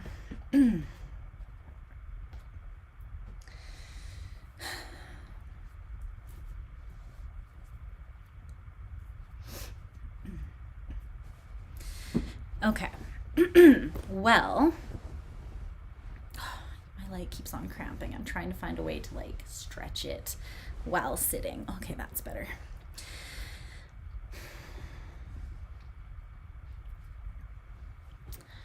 How do I put this here? I'm already seeing this strength that most people recognize in you, but it's kind of coming through in more of a nuanced and complex way. So I'm going to try to find a way to express that does it justice. Because it is complex, because you are very multifaceted. You are constantly evolving and changing. You're mutable earth. You're highly intelligent people. But you are intelligent in such a specific way. It's your ability to take your experiences, the whole of human experience, not just physical, just because you're an earth sign, right? You're ruled by Mercury. So you have this way of allowing, it's like life communicates to you in a very specific way. You are able to tap in and read life, read people, read experiences. You're very observant, right? You can pick up on a lot that people would miss. And I think for that reason, you have very rich lives, both around you in your physical like surroundings and in your relationships, but also your inner world. And you have a very interesting relationship with your physical body and with your physical surroundings and your home as well, from what I've experienced from most Virgos as well. You have a way of kind of infusing subtle but powerful forms of beauty and inspiration and things that strengthen you, both into your body through like the way that you care for yourself, your habits, the way that you structure your life, the way that you engage with the people around you, and even just the way that you build your life. So all the main building blocks of life, your home life, your inner life, your relationships, your job, your intelligence, or like your form of learning, or your school, or whatever the case that may be. you have a way of kind of bringing your life together that's sort of like a symphony. And all of the parts just kind of mesh and flow in this really graceful and complementary way that when you really tune into a Virgo in the way that they have the capacity to tune into the world around them, you never stop uncovering more beauty, I feel like, and more like little subtle, nuanced, like little touches that just are gifts that keep on giving in themselves. And when you have a Virgo who is a lover, a friend, a parent, someone that is close to you, someone that is open to sharing their life with you, they really have a way of adding little touches to your life and picking up on little things and then having really thoughtful ways of supporting you based on what they do observe that you need. It's like another level of nurturing that honestly I haven't really experienced gifted to me from any other sign in quite that fashion. Some of my very best friends have been and continue to be Virgos, and the connection that I have with them is just, there's a level of safety. It's like no matter what situation we're in, and I've been in some crazy situations with my Virgo friends, I always feel at home with them. I always feel this sense of safety. And they have a very like this way of calming almost like even my nervous system because of the energy that they bring with them. They almost have that energy of being at home within their body no matter where they are, because they have the sense of deeply knowing themselves and having curated so carefully their inner and outer worlds that when you do really tap into it, you realize that nothing is out of place. Everything serves a purpose and everything functions. You have this way of refining the world around you. And you have this way of offering yourself, that refined, beautiful self, to others in the way that you observe they need most. So really, you're able to offer gifts to other people that it's almost like a Virgo might give you a gift and it's the perfect thing that you didn't even know you needed, but they noticed that that's what you needed. You know what I mean? It's a level of care that you might not even ever think to give yourself, but a Virgo will pick up on it. And that is kind of a level of being nurtured that is an incredible gift. And it should never be taken for granted. Because the amount of thought, energy, effort, and commitment that a Virgo will give you when they are invested in you is, it's next level. They really don't miss anything. They don't miss any detail. And nothing goes like unchecked. So the Seven of Cups in reverse with the Six of Swords here.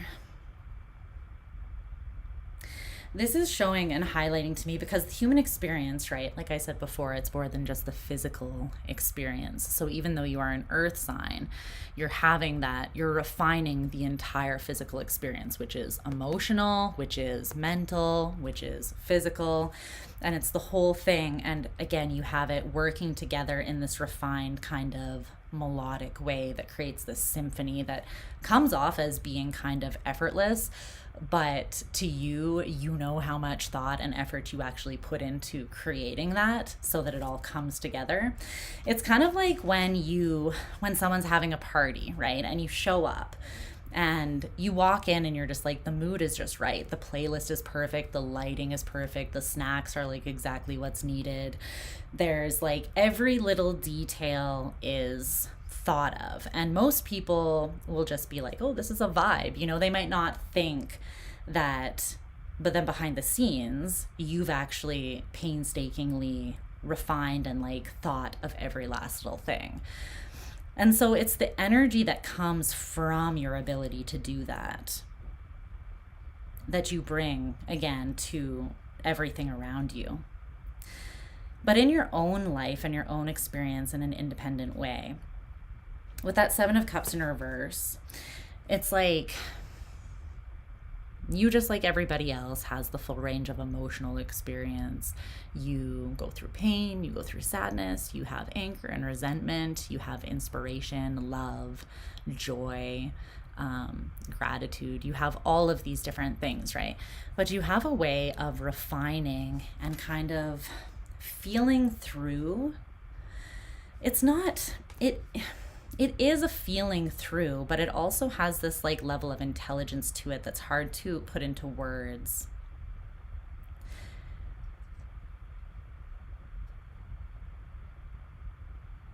Everything that you experience when you are present with yourself and in your strength and balanced, you know exactly what to take from it to push yourself forwards, to be the best version of you and to bring the best version of you to your relationships in the world around you. With the Six of Swords, it's like taking your emotional or your physical experiences, refining that, and then taking kind of the jewel or the gold from that experience, like the jewel from the dirt, right? And polishing it and then carrying it forward so that you can bring that into your next experiences or the next chapter of your life. And with the Six of Swords, you're able to go through some murky experiences or like weed through more difficult or challenging aspects of life in this way. And kind of like Leo, you don't let it get you down. You have a way of kind of looking at things with a critical eye, but not tearing yourself to shreds. Again, when you're healthy. When you're unhealthy, you rip yourself to shreds like nobody's business, and you need to be nicer to yourself. But you do have a way of kind of taking in like every detail of the whole picture, details that some people would view as ugly, right? But you have a way of just kind of taking it in as just like information. Again, you're just highly intelligent and you just process it with a critical eye, in the sense that you're seeing it all for exactly what it is, which is needed in order to go through that refining process. But you're not judgmental about it, or you're not using it, you're not weaponizing those details against yourself and other people. You're using it to make you better. You're using it to make you more intelligent. You're using it to create solutions that other people wouldn't have thought of. You're using it to streamline your life in a way that makes things easier, or to help offer other people solutions that streamline their life in a way that makes things easier for them. And that's a massive gift to offer the world. So let's clarify this Knight of Swords with the Tower in reverse. I think that part of this is just offering your intelligence in a nurturing way that helps other people avoid like catastrophe as well, and helps you avoid catastrophe in your own life. It's kind of you can face situations in a lot of senses that would scare other people, or that other people might be intimidated or back down in the face of, because you have, again, not because the fear isn't there with the Eight of Swords, but because you have the ability of nurturing yourself through it, or using your intelligence to talk yourself through it step by step to evolve. And it's like you don't have to have the whole solution planned out. This is kind of like an equation that has many parts, and it's much like how the Knight of Pentacles just takes one step at a time. They don't know what necessarily the end destination is, or they do, but they don't know every little part in between. They just know, they see the next step that's laid out in front of them, and they take that step. This is like that, but intellectually, and being able to read and process information. So you can take on things that seem like a lot, Luna, that seem intimidating, that seem insurmountable, that seem like something that would be, some people cower in the face of the tower, right? But you know, and you have this faith in yourself and your ability to handle that, It's like if I can just solve the next part of the equation, then I trust that what I see from there and how my view or perspective broadens from there will just allow me to continue moving forwards until I eventually get to the rainbow, until I eventually move through these choppy waters and I find myself at the destination. So you have a way of breaking things down into chunks that are more manageable, right? It's like that quote that's like, how do you eat an elephant one bite at a time? Something might seem insurmountable, but you're going to eventually get there, and you'll probably get there mutable earth, right? A completely different version of yourself than you were when you started, a much stronger and more self-aware version of yourself. And that's because not only are you solving this external equation step by step as you move forwards in life, and you conquer little tasks, as you go. But simultaneously, because you're so intelligent and because you're able to process on so many levels, so many different parts of the experience at once, you're also doing that internally as you move. So your card is the Hermit in Tarot. Your major arcana card is the Hermit. And the Hermit talks about, again, it's as within, so without. You're not afraid to take your lantern of awareness and consciousness and travel back through the culmination of everything you've experienced to remind yourself of how you got to be who you are, and almost like continue re-outlining yourself as you go through life.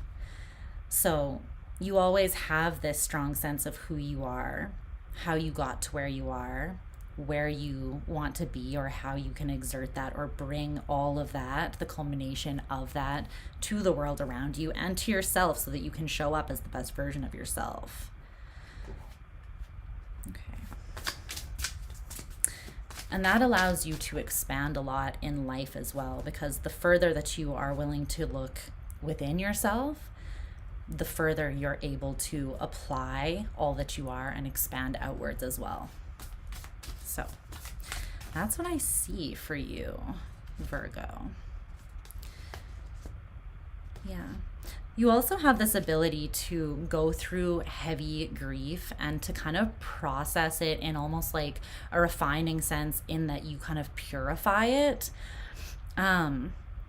You can take an experience and kind of strip it down to the very essence of it, and then choose to learn from that and carry that like innate wisdom of that experience forwards with you, without carrying the weight of an injustice, for instance, or feeling like something was taken from you. You can take very heavy experiences and you can refine them down to take, again, like the jewel of knowledge from that, apply that to your arsenal of inner intelligence and wisdom, and then move forwards with that under your belt, without holding on to like resentment, bitterness, pain, grief, and all these things that would diminish your light or make you smaller. So that is beautiful about you as well. Okay. I love you, Virgo. Love you so much. All right, let's move on to Libra. See what wants to be highlighted about my Librans. Okay. Falling over. Libra.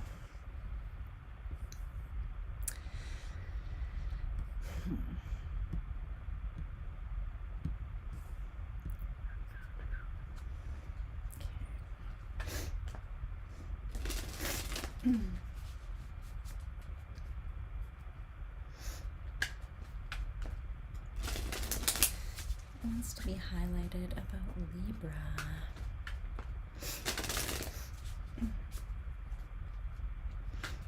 Libran strengths and their natural gifts that they bring to the world around them. Tell me about that. I'm sniffly all of a sudden.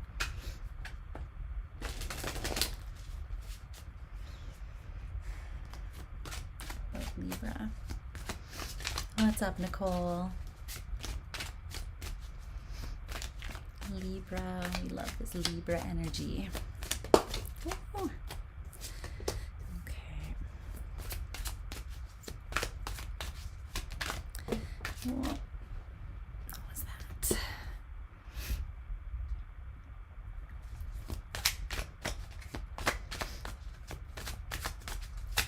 Let's see.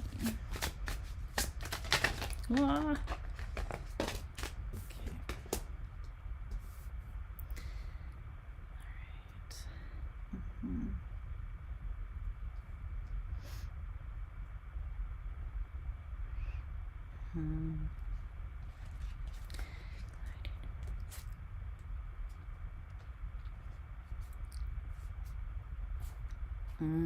Oh, I love that. Okay. Talk about this.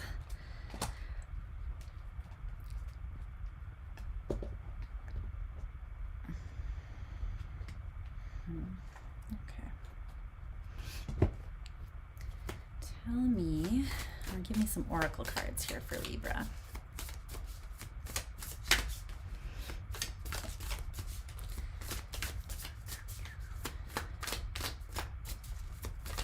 That one wants to come out. Aww.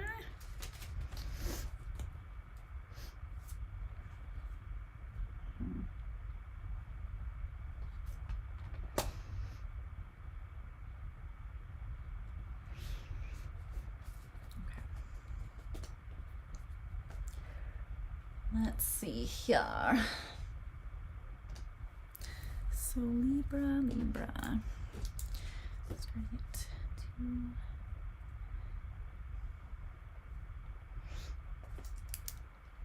Hello, Libra. My lovelies, happy holidays, and you know, whatever you are celebrating this holiday season, I hope you are warm, safe, well, and cared for, and know that I love you. All right, so let's see. There's a lot that kind of wanted to come through for you, so just give me a second to see where I want to start here.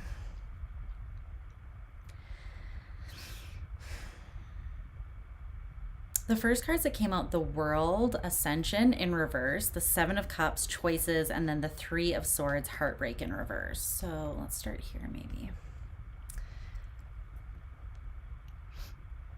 You also got these cards, these oracle cards of growth and disillusion. I love how this kind of looks like scales. Leaves though, scales. That's beautiful.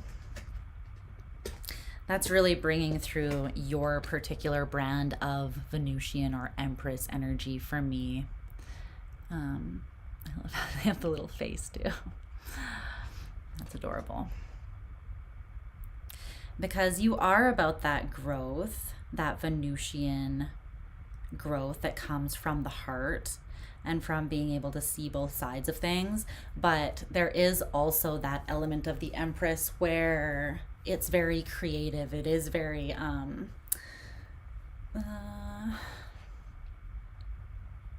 expansive, constantly learning and growing and taking more things into consideration, right? So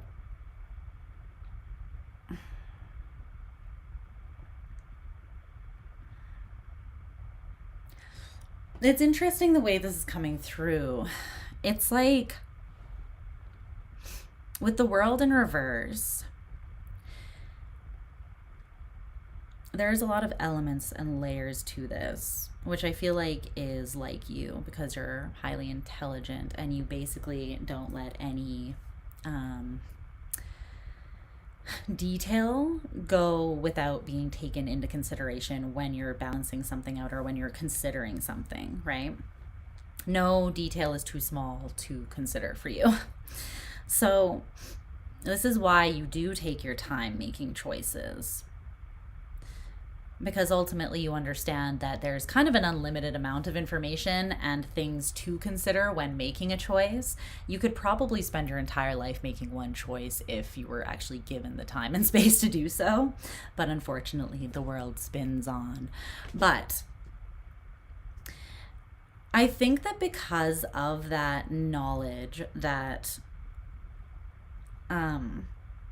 you could go back and forth forever, and not because you're indecisive, not because you don't know maybe where you personally stand on an issue or a topic. It's not that at all. I think that you get labeled that way. You get labeled as maybe wishy-washy or indecisive or superficial, but I think that's because people don't actually see the depth of you.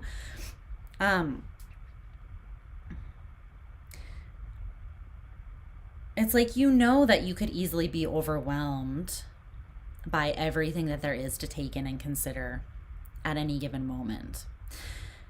And for that reason, I think you kind of like break out of this state of disillusionment that growth is linear, that growth is about getting to this ultimate space of ascension.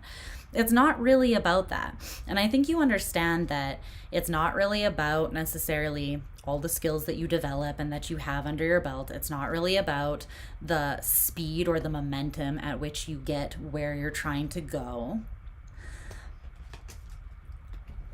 It's more about just embracing and taking in the full range of what there is to experience, all of these choices, the full range of, again, with the 7 of Cups, it's like there's something different in every cup, right? There's birth in one cup, there's death in another cup, there's heartbreak in one, there's unconditional love in another. And I think when you really get to a space of evolution and true balance, you're able to understand that nothing really throws you off balance, and nothing really is. Like, you're the energy of justice, but you almost get to this transcendent place where you understand that nothing actually is black and white. Everything ultimately is or it is about us and the other. Why? Because when I give to you, I'm really giving to myself. When you give to me, you're really giving to yourself. When the heart breaks, it still grows. And even within love, there is pain, right? So ultimately, I think you're able to transcend up above getting obsessed with the need to choose and the need to make, like, what is the right choice, or be stressed out over picking a side. It's more about, like, what is the best that I can do for me and for you? What is the most just path of growth in each and every moment? So you're kind of able to crack open this state that would be really confining, where you believe that there is a right or a wrong answer, or a right or a wrong choice or path in any given moment. I'm not saying that there's not situations where something is just and something is not, but there's a quote that I want to try to find for you here. I think it's in here. Yeah. Okay. So it's this quote here. It says, if you obsess over whether you're making the right decision, you're basically assuming that the universe will reward you for one thing and punish you for another. The universe has no fixed agenda. Once you make any decision, it works around that decision. There is no right or wrong, only a series of possibilities that shift with each thought, feeling, and action that you experience. You are cardinal air, right? So there's something about your energy that is very much, when you get to that transcendent and internally balanced space, you understand that no choice that you make has the power to throw you off balance, and that ultimately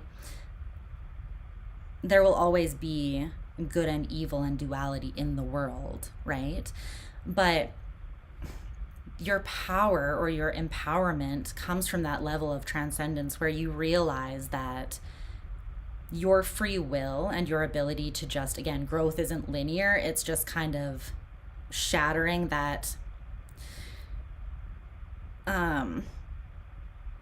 constrictive perspective in every moment and doing the best that you can do, and just bringing that energy of love and just the overall intention of expansion and being better in any moment, and just, you know, whatever it is that you're experiencing, knowing that it ultimately won't break you, you bring that to the world. And it's like,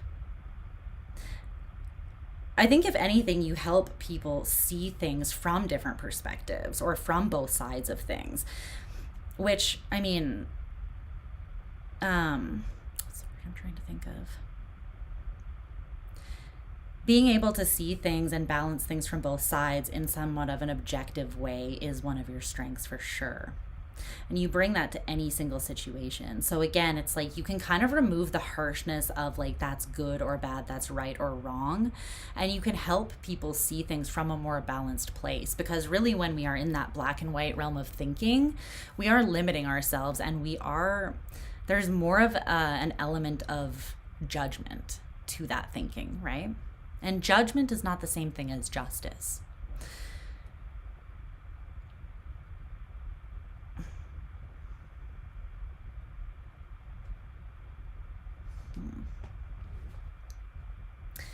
So you allow people to be fulfilled by showing them both sides of the coin and having them understand that both sides are just another side of the same coin ultimately.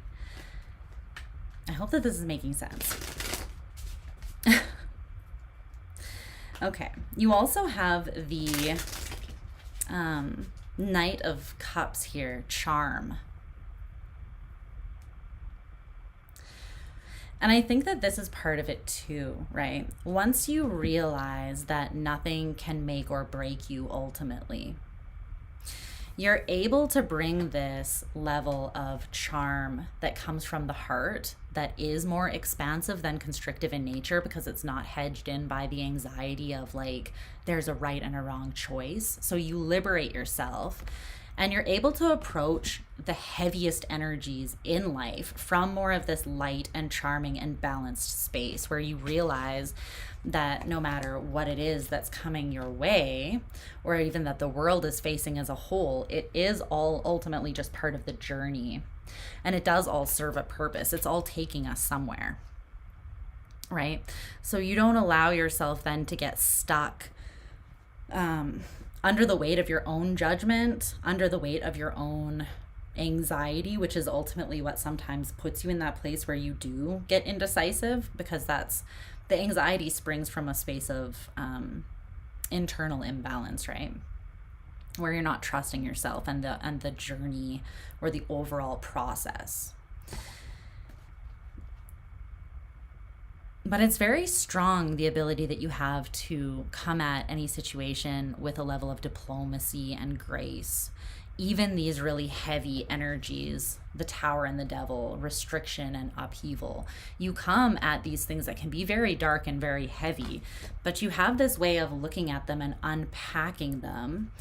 And because you see the truth, you have the ability to see the truth from more of an objective space. Again, it's like you don't really function in that realm of black and white, right or wrong, strict duality that limits. And that means that you're able to extract from even the darkest parts of humanity or of your own personal journey things that ultimately help empower you, help you grow, help you become a more balanced and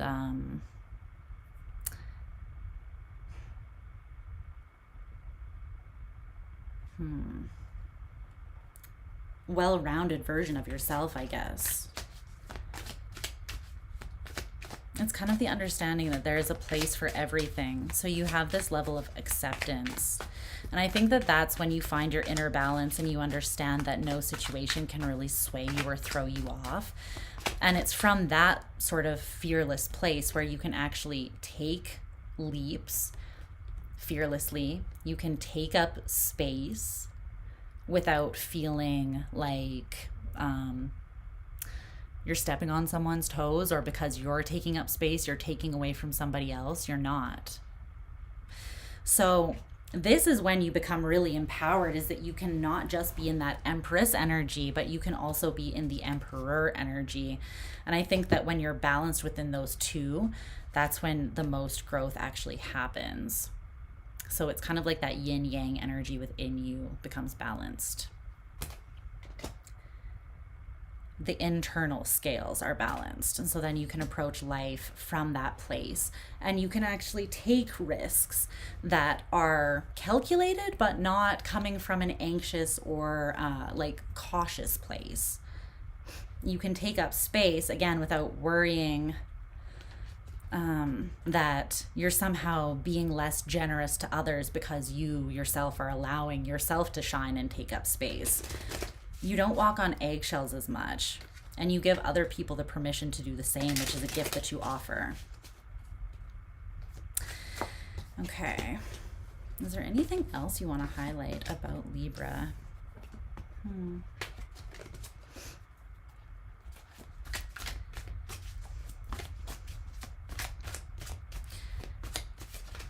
I think too that anyone that talks to a Libran person for long enough, they will very quickly come to a place where, yeah, they understand that that label that you guys get for being shallow or superficial is absolutely pretty much as incorrect as you could ever be. You're able to break their own illusions about who you are and what you contain. Because the more that you speak to a Libra, the more you understand how many things you actually take into consideration and you actually weigh out in any single decision that you're making, let alone like your whole life or your whole relationship. And it's because of that level of care and consideration that you bring so much to the relationships around you as well, and that you are able to form such beautiful and harmonious lives for yourself personally too. Because a lot of what love is consideration, right? It's when you love someone, you consider them in the choices that you make. For instance, you're not just making decisions for yourself, but you're making them for the greater good or for the overall whole. But when you grow, you also understand that you don't need to sacrifice yourself in order to do that. You can have both at the same time. There can be a balance. And a healthy Libra will actually bring that level of inner stability, emotional and mental stability, and kind of this flexibility in how you are able to grow, actually. Because again, you're not really fixated on one path over the other, or one being the path that's going to reward you and one that's going to punish you. You understand that you're going to take something rich and beautiful from either path because you're the one that's bringing that energy to the path, right? You're the one that's bringing that and maintaining that balance. And the ability to have that and to offer that sort of insight into any experience or situation that's a lot of where your intelligence comes from. Because a lot of the world doesn't have that capacity to look at certain things and see them from more of an objective perspective. And it's not removed. It's not objective in the sense that it's cold and just kind of processing things just at a strictly like information level. I think it's the depth and capacity that you have to take sort of everything in and consider all things and see them just for what they are, rather than having to like label. That's what allows you to show up for yourself, for the world, and for so many people to such a great degree.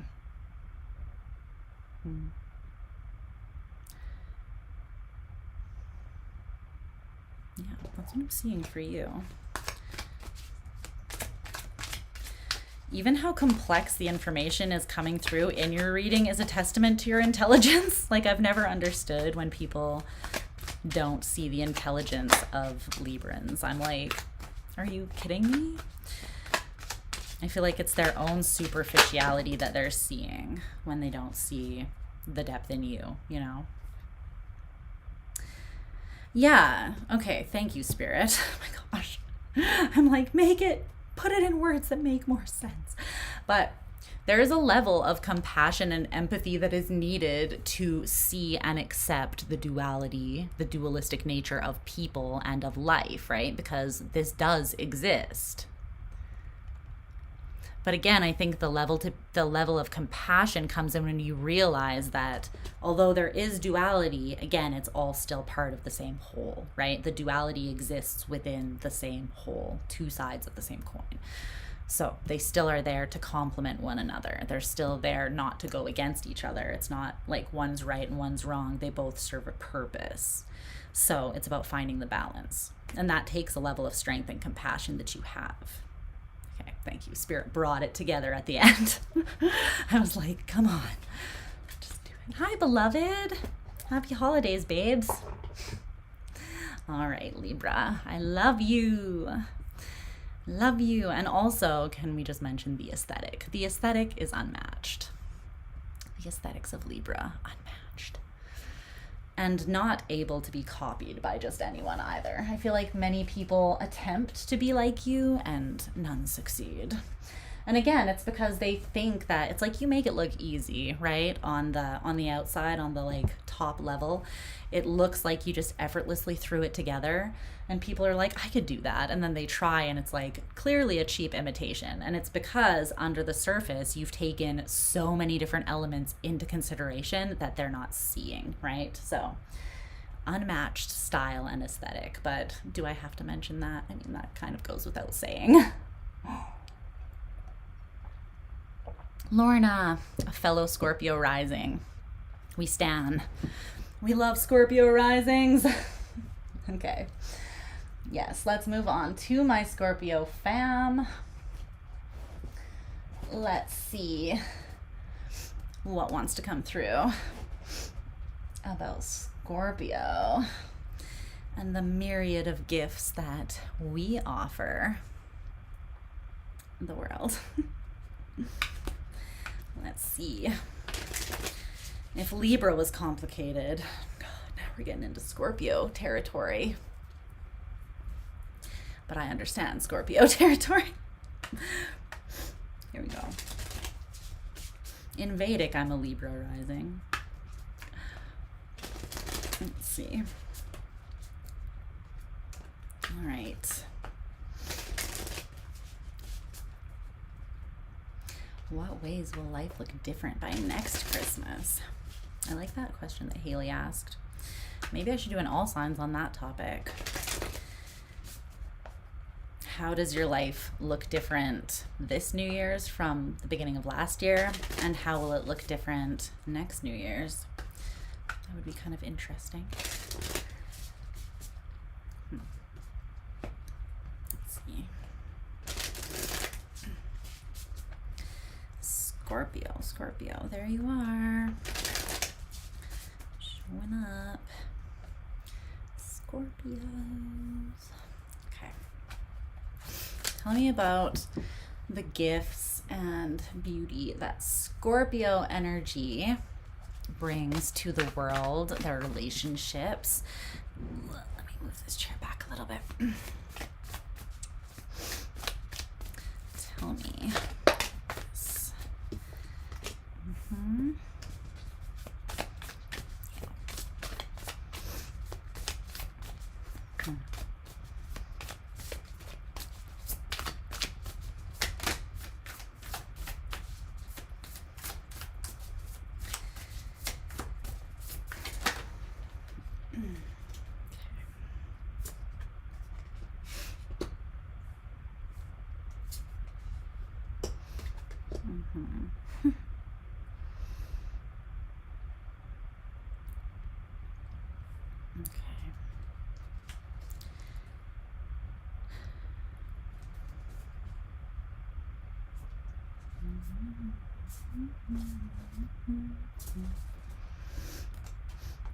Let's see.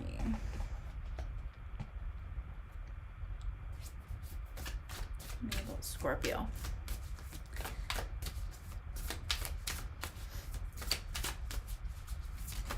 Wow.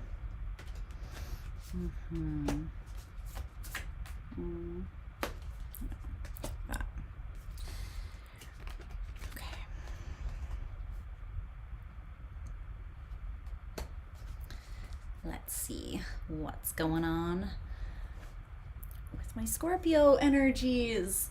Okay.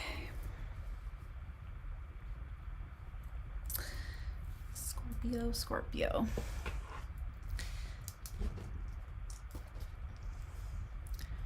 My beautiful dark little vixens, you.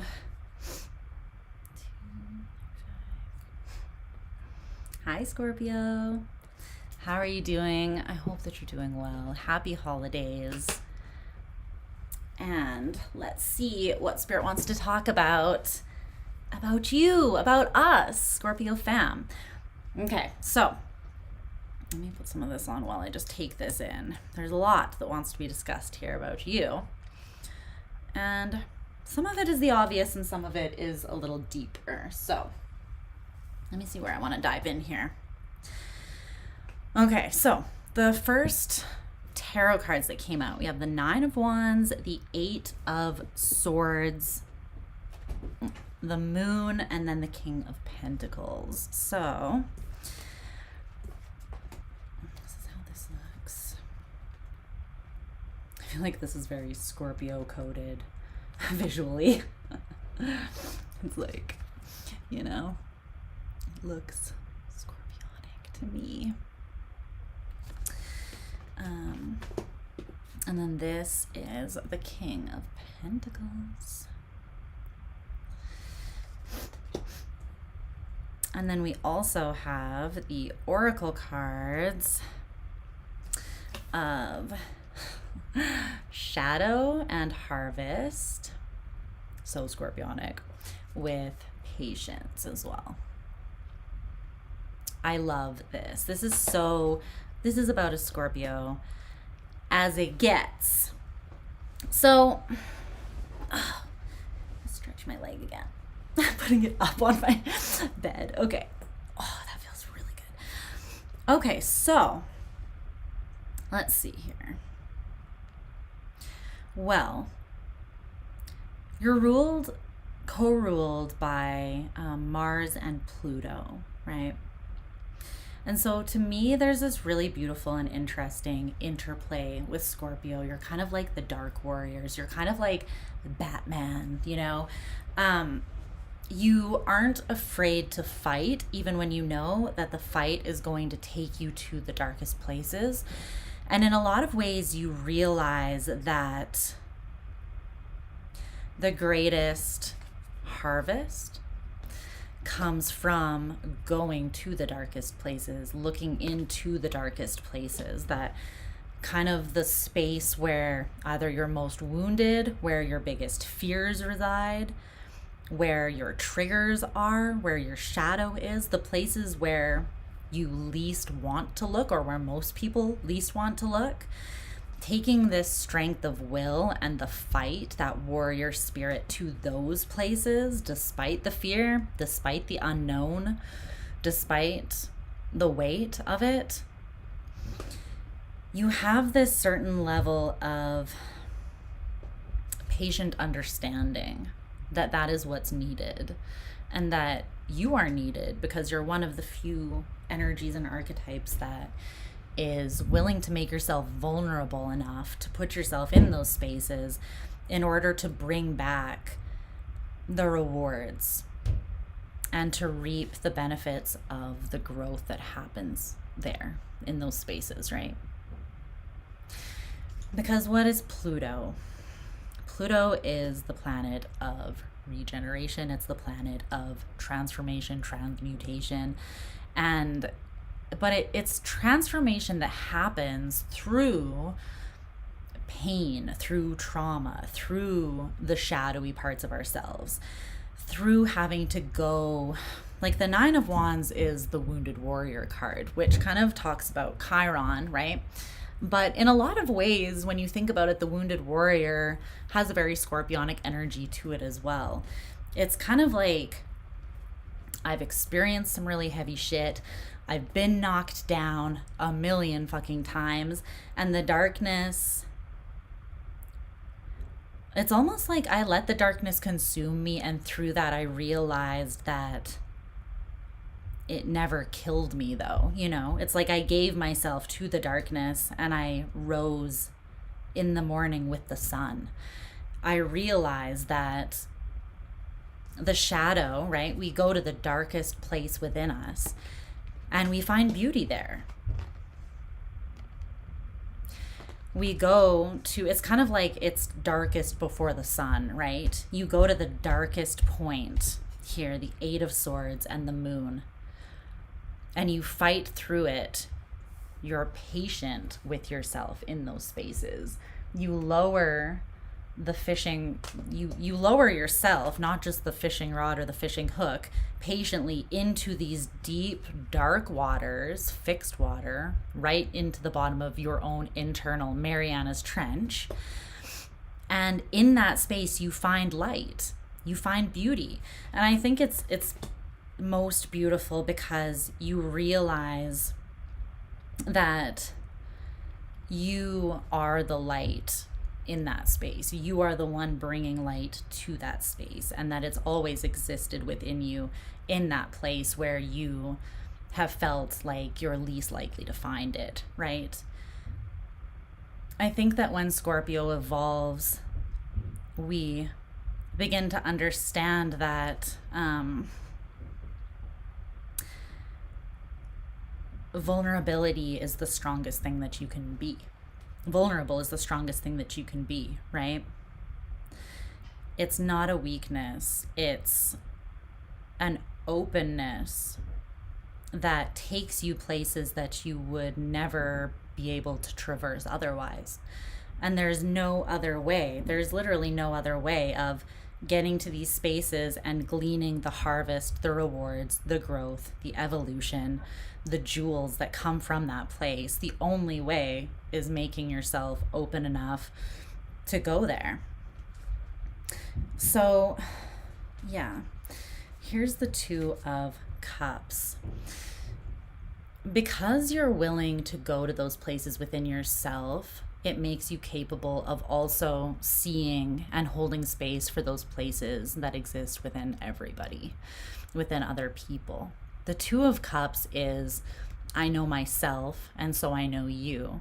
And I see, because I have looked at every part of myself, that we're the same. That separation is an illusion, you know? That there is a lot more that unites us than that which divides us. And that everybody carries this darkness within themselves, and it doesn't make them an unbearably, you know, terrible or evil person. It doesn't make them too intense or too heavy or too much in any way. It just makes them human, right? And so you're able to hold space for the parts of humanity and humanness that the least amount of people are able to hold this like acceptance and openness for. And that's why you're able to love with an unmatched depth and loyalty. Because a lot of people, you know, it's easy to love when the shadow isn't present. It's easy to love someone who's perfect and light and bright all the time. It's not easy to love when you're looking at someone's demons. It's not easy to love when the ugly parts of someone is showing up. But when you've looked at that part within yourself and you've realized that it's not actually ugly, it's just human, right? That's what humans are. We're both the light and the dark. We're both the yin and the yang. And the yin is not something to be afraid of. It's something to allow to empower you. It's something that can bear gifts. That it's like that Kendrick Lamar line when he says, if I told you a flower bloomed in the dark, would you believe me? There are flowers that bloom in the dark. There are flowers that only bloom in the dark. And you have to go there to see them. You have to go there to appreciate them. And the thing is that those flowers and that harvest, it exists within every single one of us. So Your ability and your patience to be open and vulnerable and see that and appreciate it and accept it within yourself and integrate it within yourself and see it as something that makes you stronger, not weak, allows you to offer and extend that to the people in the world around you as well, which just adds a level of depth that most people don't experience. You're also able to unpack the shadow in a way that is incredibly healing, right? Because if you don't look at those places, then it's like the darkness or the shadow, or however you want to look at it, is misunderstood a lot of the time. People see it as something that needs to be repressed, hidden, eradicated,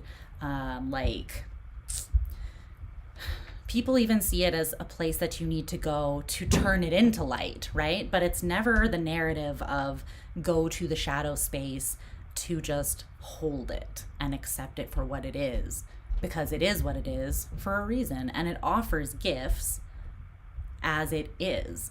It's not something that you need to change. It's not something that you need to be guilty or ashamed of. It is just a part of you, and it's natural. And it gives a lot of wisdom, and it offers a lot of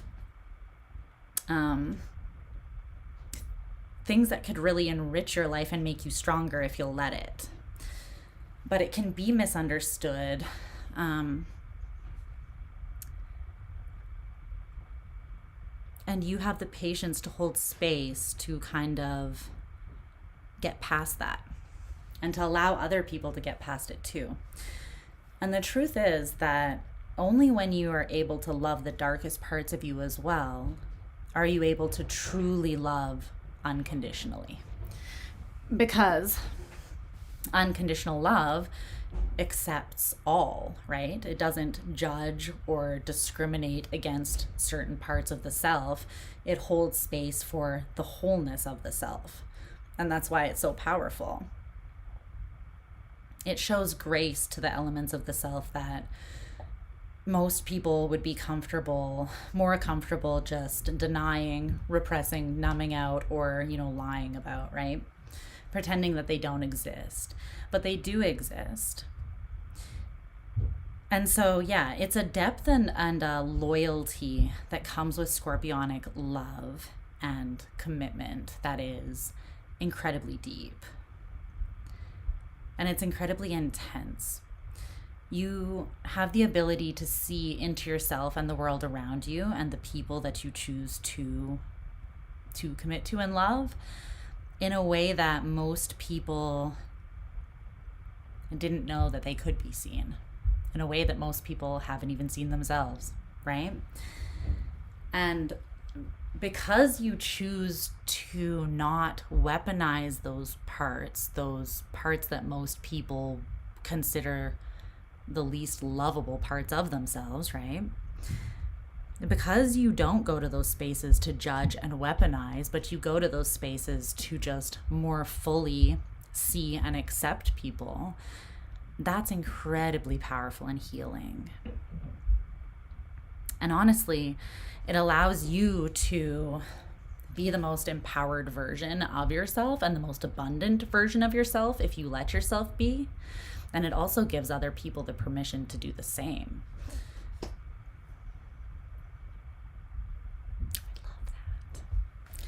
I love that. All right. Is there anything else you want to say about scorpionic energy? You know that I love you. I love you so much.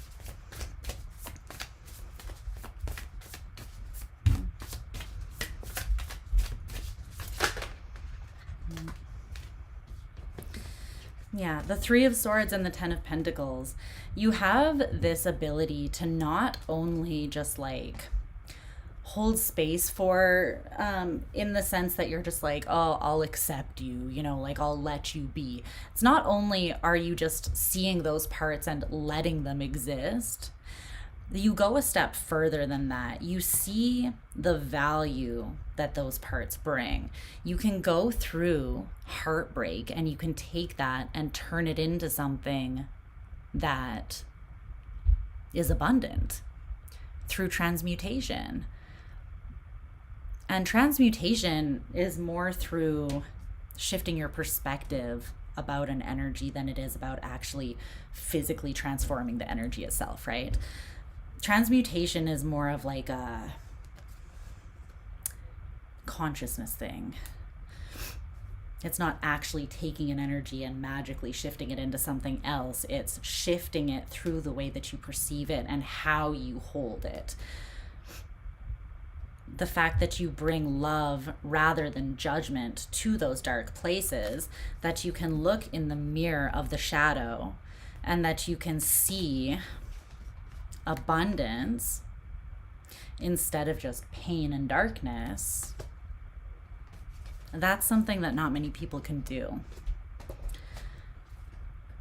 And so there's a lot of dark and heavy experiences that you have and that other people have that are transformed into power through your ability to hold space and perceive them differently in a more loving and accepting way, which is absolutely beautiful.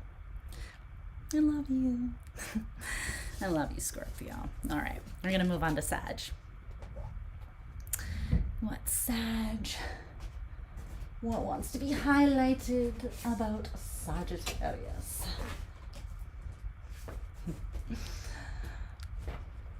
Send you guys lots of love.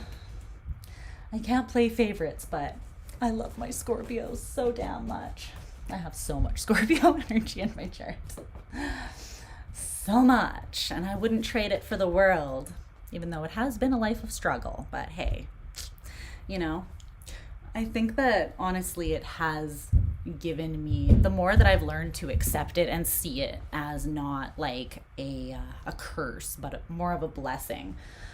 Ultimately, the more love that I am able to offer myself and the world around me. And I think that that is a gift for sure.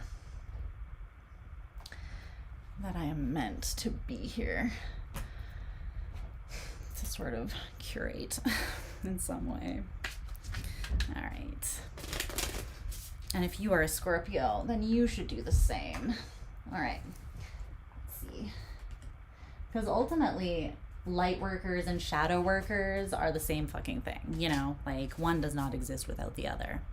You can't be all love and light because life is not all love and light. You have to hold space for the shadow or you're a fake ass bitch, to be honest. So you can't have one side of the coin without the other. They're all part of the experience. They just exist on a spectrum, right? But you can choose to see both sides of things. So we love that.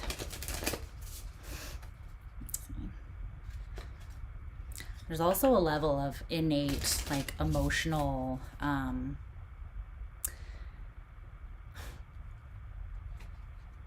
emotionally evolved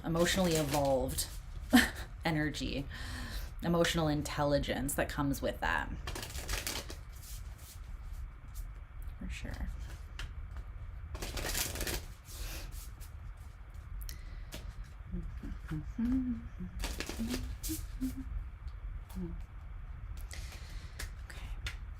What energy wants to be highlighted about Sagittarius and the gifts that they bring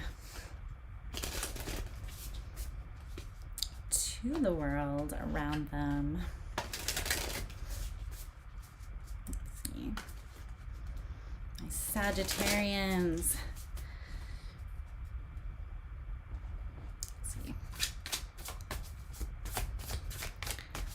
What do we want to talk about for Sag?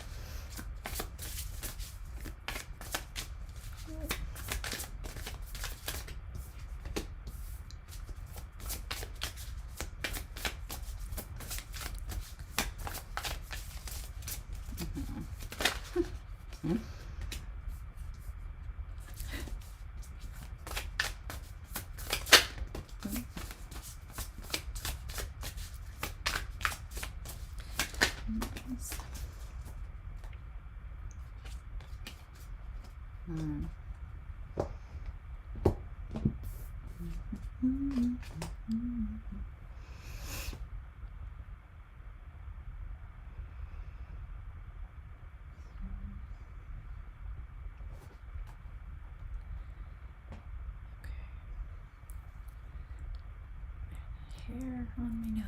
I can feel it.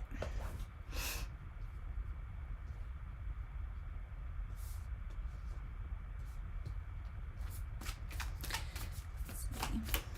Clarify this energy. Give me some oracle cards here. Whoa.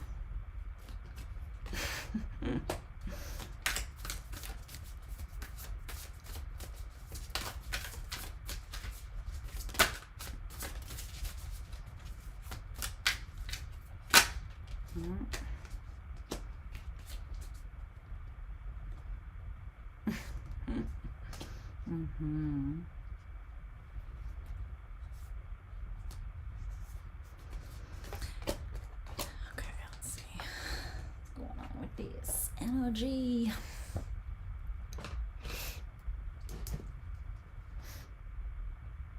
Hi, Sag.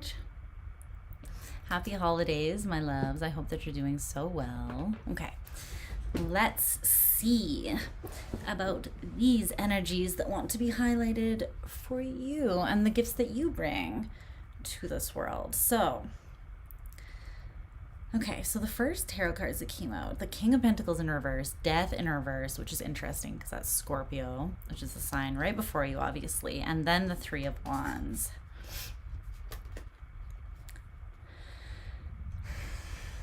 Okay.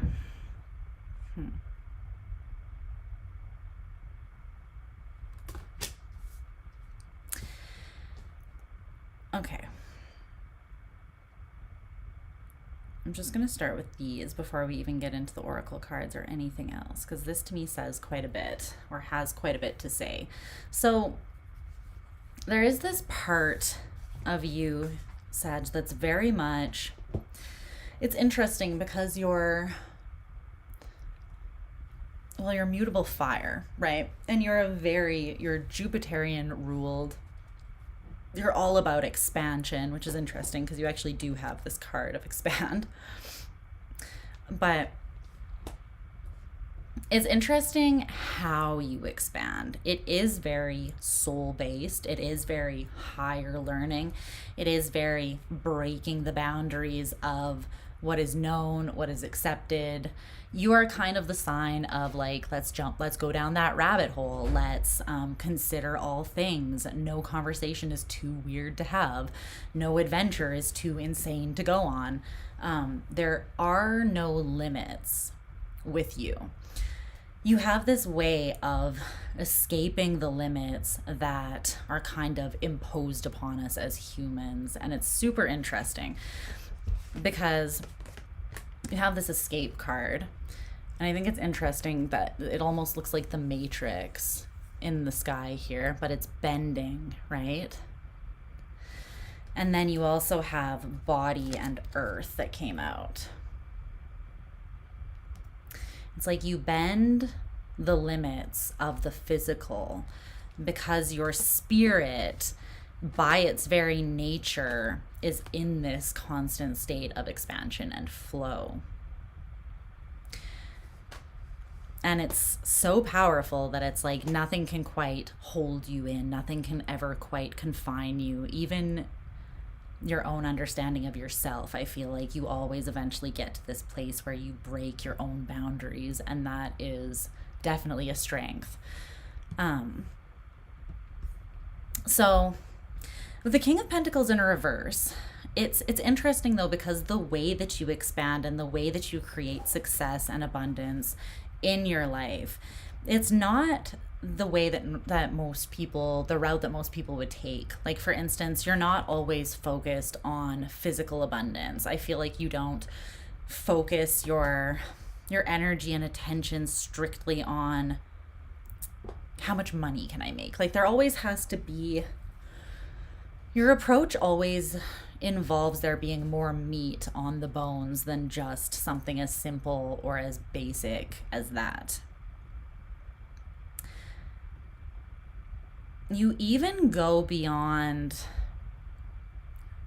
the scorpionic principle of death, right? This energy of everything in life being cyclical, everything, like the only constant being change, and death being a prerequisite for birth, birth being a prerequisite for death, but nothing ever truly ending, everything just being in this constant state of transformation, right? You even go beyond that, and that in itself is quite a deep principle. But you have this way of being present with the experience. It's like even as you're expanding, you're not focusing on where you want to be necessarily. You're not focusing on the expansion. You're not generally looking at the horizon. You're just in the moment. You're in the flow. You're mutable fire. So wherever your soul goes, that is where you are.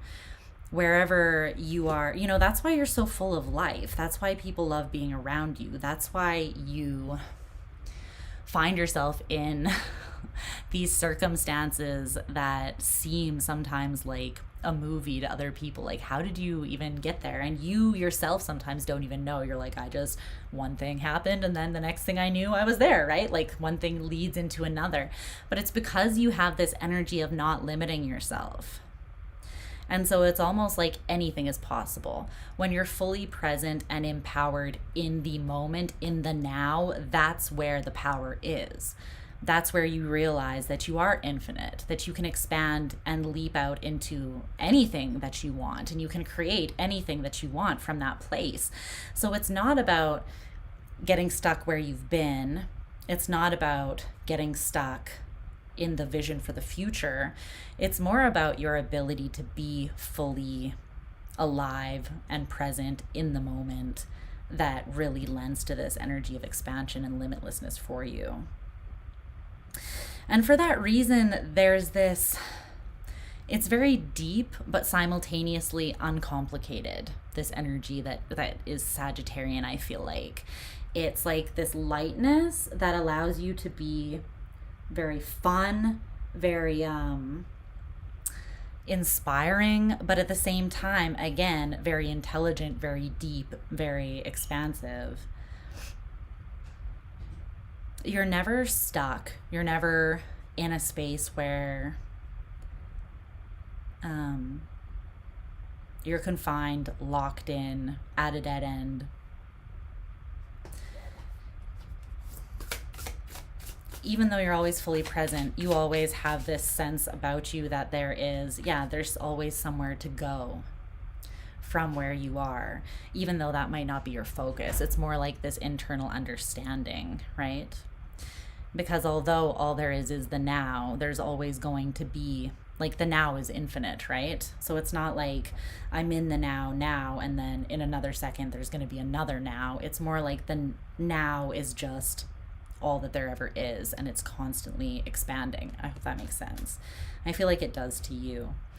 So it's like, even when you're in situations where it seems like everything is coming to an end or crashing down around you, you still have this way of approaching or being in those spaces that does not feel hopeless or shut down. Do you know what I mean?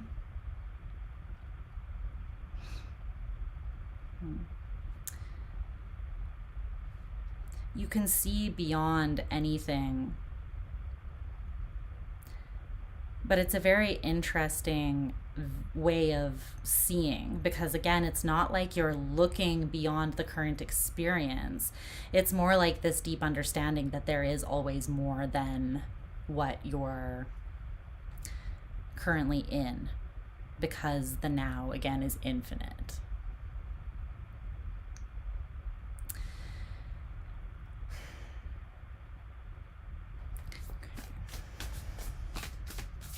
What else do you want to say about Sagittarian energy here? I feel like nothing about you is mundane. Thanks, Shauna. How's it going, babe? Nothing about you is mundane. Nothing about you is just normal. If anyone was to really tap into your energy, I feel like there's this sense of, it's like an electric kind of energy. Yeah, it's a sense of there being no limit, right? The sky is the limit. You can create anything. The 10 of Pentacles signifies the tree of life. And it's like the roots that reach all things, the ability to create literally anything, to see beyond anything, to create beyond whatever there currently is. So even when someone, I think one way that you inspire other people, one of the many ways that you inspire other people, because Sagittarians, I feel like, are one of the most naturally inspiring signs. And it just comes very naturally to you as well. It's like, it's just the way that you perceive and experience and move through life that other people look at you kind of like with this sense of wonder, like, how do they do it? And I feel like it's that you, again, you're very present, but you don't complicate things when you're in your power. You just kind of tap into what is. But there's this transcendent kind of vibe about that allows you to really feel into the spiritual interconnectedness of all things, and kind of gives you this understanding that you can be everywhere at once, or if you're here, you can get anywhere from where you are.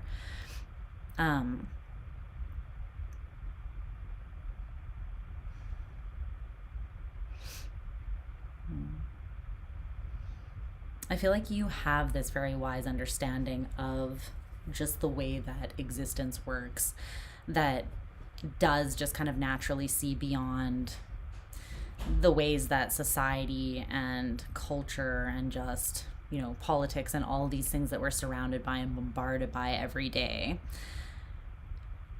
tends to make us feel small and limited and boxed in, right? But that's not really the case. And you have this ability to kind of see beyond that, or feel beyond that, feel that anything is possible.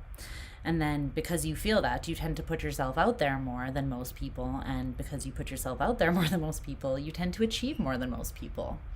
And so that in itself is very inspiring and a gift that you offer.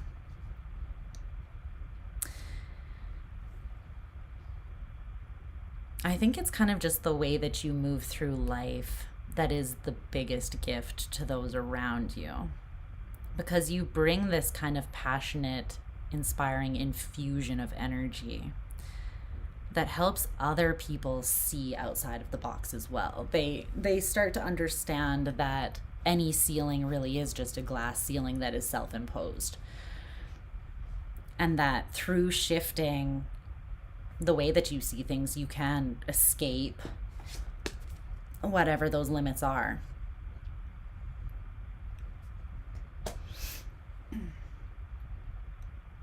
There's also something beautiful about the way that you work with and understand energy too, both in the earth as a whole, or in the world as a whole, and then also through your own like body and your own energetic body and centers. Tell me more about that. Help me explain that a little bit better.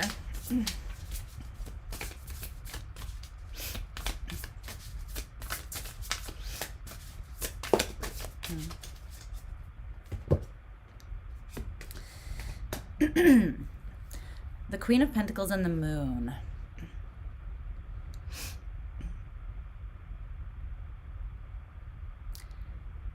I think you kind of have this sense that everything does exist for a reason, but it doesn't have to have like, it doesn't have to be practical necessarily in the way that most humans would consider something to be practical. It's like you don't have to look at something and be able to say, this is its exact function, this is a tool that I'm going to use for this kind of thing, right? Because there are things that are deep inside of us that we don't really understand, but you can still understand innately that those things have worth and that they are a vital part of the whole without being able to pinpoint it and say, this is what I have to use it for, or whatever the case may be. You kind of take that evolution from Scorpio again, where Scorpio is able to look at the darkest parts and say, this serves a function, this is beautiful, and this deserves to be accepted and held space, or have space held for it, and to be offered unconditional love just as much as the light in me, right? You're able to almost go a step beyond that and say, I don't even have to necessarily know what the function of any part is. I just know that all is working together for the greatest good of the whole, to constantly be expanding and showing me more of my potential. So you're not afraid to explore the unknown elements within yourself. And I think that also allows you, again, as within, so without, to expand into the mysteries around you, the mysteries of the universe, the mysteries of energy, and, you know, like esoteric knowledge and higher understandings and all of these types of things. You delve into those things because you ask questions, or you're curious. But it's not really for the sake of finding the answer. It's more for the sake of the exploration itself. It's more about the journey and the experience. But along the way, you find so much knowledge, obviously. You find knowledge that people who are even setting out looking for the knowledge intentionally don't stumble across, because they're limiting themselves in some way, even by specifically seeking that thing. Do you know what I mean? Whereas you are just open to anything coming in. And when you're truly open, then you're truly receptive. And you're truly able to flow and expand without limit. So that's what I see. You offer these gifts to yourself, this gift of true limitless expansion and flow without judging yourself, without feeling crushed by expectations and limitations. What's up, Star Lava? And you also free yourself from these expectations, these societal expectations of, you know, having to have a reason for everything, having to chase things that society and humans put value on, where you might find value in something that is maybe has no like monetary worth. Not saying that won't lead you to a path of that, but you find beauty and success in unexpected places. You are the rebels. You break the limits. And obviously we need people that push forwards in that way to evolve as a species and as spiritual beings as well. Not just as humans on Earth in this very like physical, practical way of like evolving, you know, but also through this spiritual expansion, which is obviously an incredible gift. Incredible to offer that to humanity. And it starts with you. Fearlessly exploring yourself and experiencing every moment without judgment, which is beautiful. Beautiful. I'm good. Merry Christmas to you too. Okay, let's see what wants to be highlighted about Capricorn. Capricorn. All right. These are kind of deep messages that are coming out. I wasn't expecting it to be so like so intense. I like it though. Of course I do. Where did that deck go? Always down to dig into the depths of things. Let's see what's up. What wants to be highlighted for my beautiful Capricornian homies?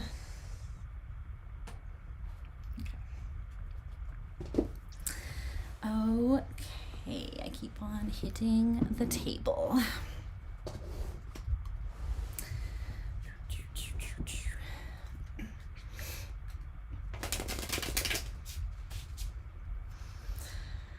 All right.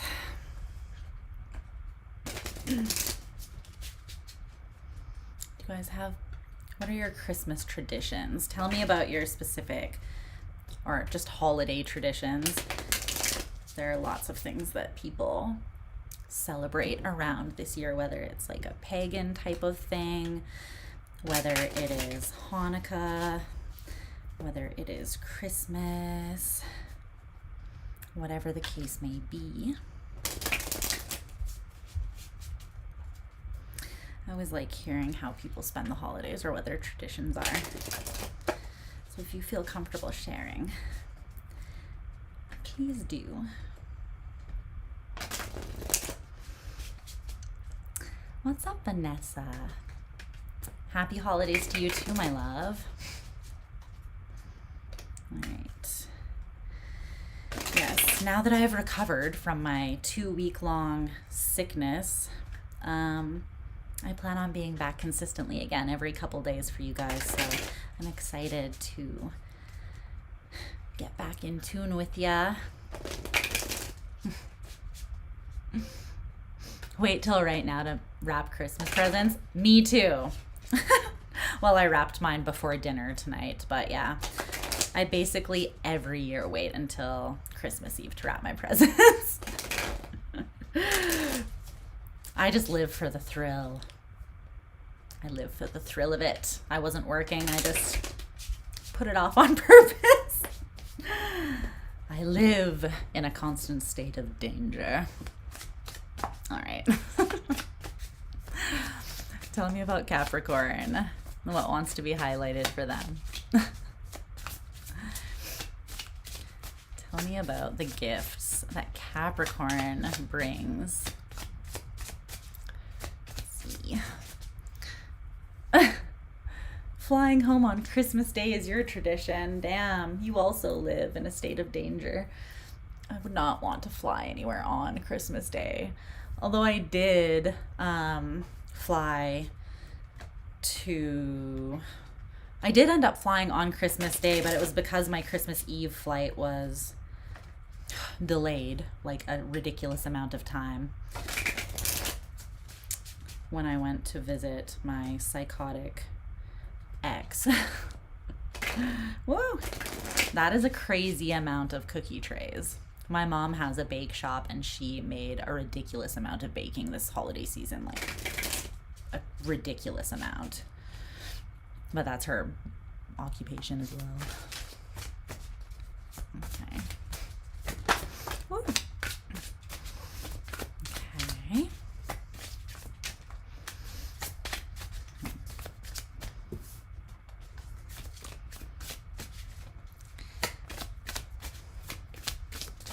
What about Capricorn? That's what you do too. Gift bags for all of your gifts. I'm a gift bag girly too.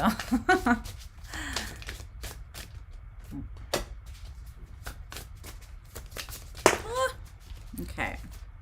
World.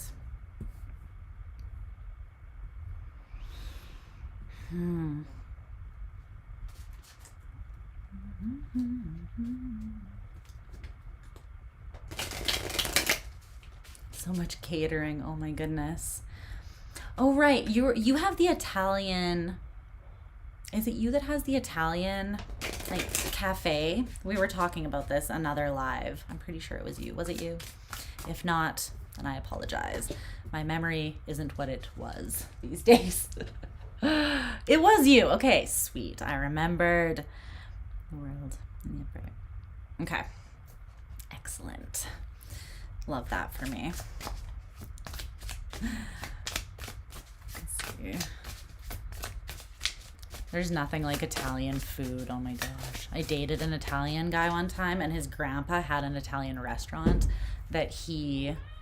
Hi, Luna. She just like burst through the door and meowed. Hi, what's up? You coming up? Come on up. Okay, there she is. He used to take me to the kitchen when they were closed and we would drink wine and he would make like all sorts of food for me and it was amazing. To you too. What's that one dessert, that one Italian dessert where you like basically whip whipped cream for like a billion years and you put just like sugar, pure sugar in it? I don't remember what it's called, but it was delicious. Cannolis, yeah. Oh my gosh. Italian food. It's so good. Hi. Hi, you want some love? Want love? Napoleon, yes, that. Here's Leon's. Yeah, hi. Hi. Your ear's back. How was your nap? Hi. She's just in full mush mode. Mush mode. She's purring. Can you hear her purring? Hi, Stinky. Hi, Stinky head. Mucho, mucho, musky face. Hi. Hi. Say hi to the people. The gang's all here. Yes. Okay. All right. So let's get these oracle cards. Oracle cards for Capricorn. Oh. Just in time. That is right. Hi, sweet. Hi, sweet people. Sweet little whiskey head. Hi. Okay. I can't just smother you with all my love and attention right now. I'm working. She's like, can you see her paw? She's like, hey, mom. Hi. It's like, she wants my attention. Hi. You love me? Yeah, I love you too. I love you too. She wants to, you want to pick the card?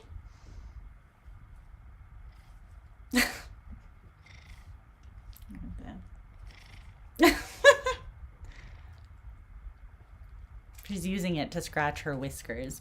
She likes doing that on the cards. Okay.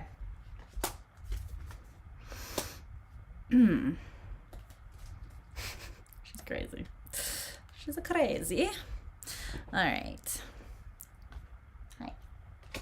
Love you. I'll snuggle with you very much after I am done this reading. Okay. We will have our moment of snuggle, don't you worry. She's been incredibly snuggly lately. She knows that I need the love. All right. Tarot reader Kitty. Yes, exactly. She is my familiar after all. All right. Let's timestamp Cap here. Hi.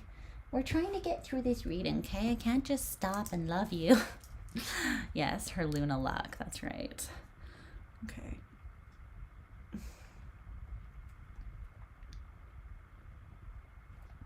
She's just like, keeps putting out her paw. Hi, Cap. Happy holidays, my loves. I hope that you are in full festive, warm, loved mode wherever you are and however you're celebrating, whatever it is that you celebrate this season. So let's take a look and see what gifts you offer that want to be highlighted by Spirit this reading. Okay, so the tarot cards that came out for you is the 9 of Swords in reverse, the 3 of Wands in reverse, and the World, which is the card that is Saturn. Oh, she purred when my cat purred. Like, what did I miss? That's so cute. I love it. Okay, I just got this deck and it's dope. I haven't actually used it. This is the first time I'm using it. It's called the Jupiter Power Tarot. So the 9 of Swords in reverse, the 3 of Wands in reverse, and then this is the World.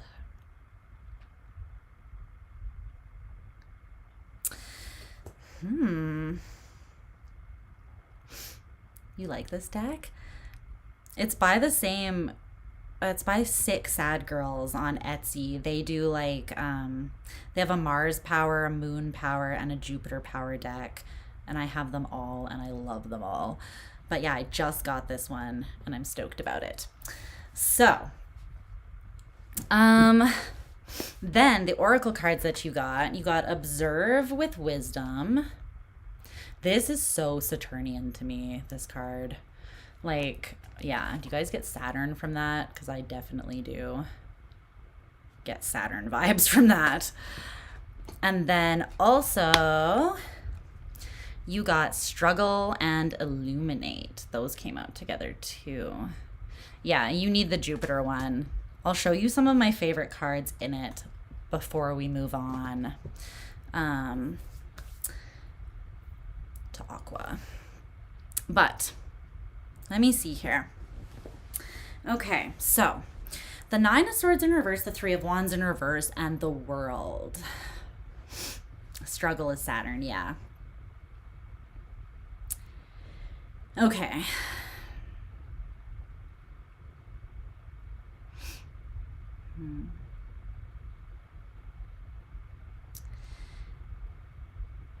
Okay, so I actually want to start with the Oracle cards for you. So Observe and Wisdom came out together, and then Struggle and Illuminate.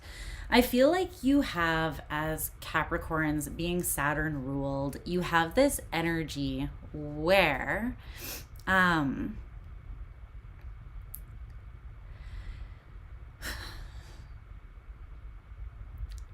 it's kind of like Scorpio, but different. Connected, but different. So where Scorpio is able to observe the darkness and glean wisdom from that and kind of go through struggles, but then take gems that actually help them grow and become even more loving and accepting and evolve from those struggles as well and hardships. Saturnian energy also has this tough love kind of vibe, much like Plutonian energy as well, but it's different. It's a different breed. It's a different kind of daddy. I feel like Pluto has daddy energy, but Saturn has Saturn's almost like granddaddy energy. I don't know. It's like seen even more because there's a sense of time.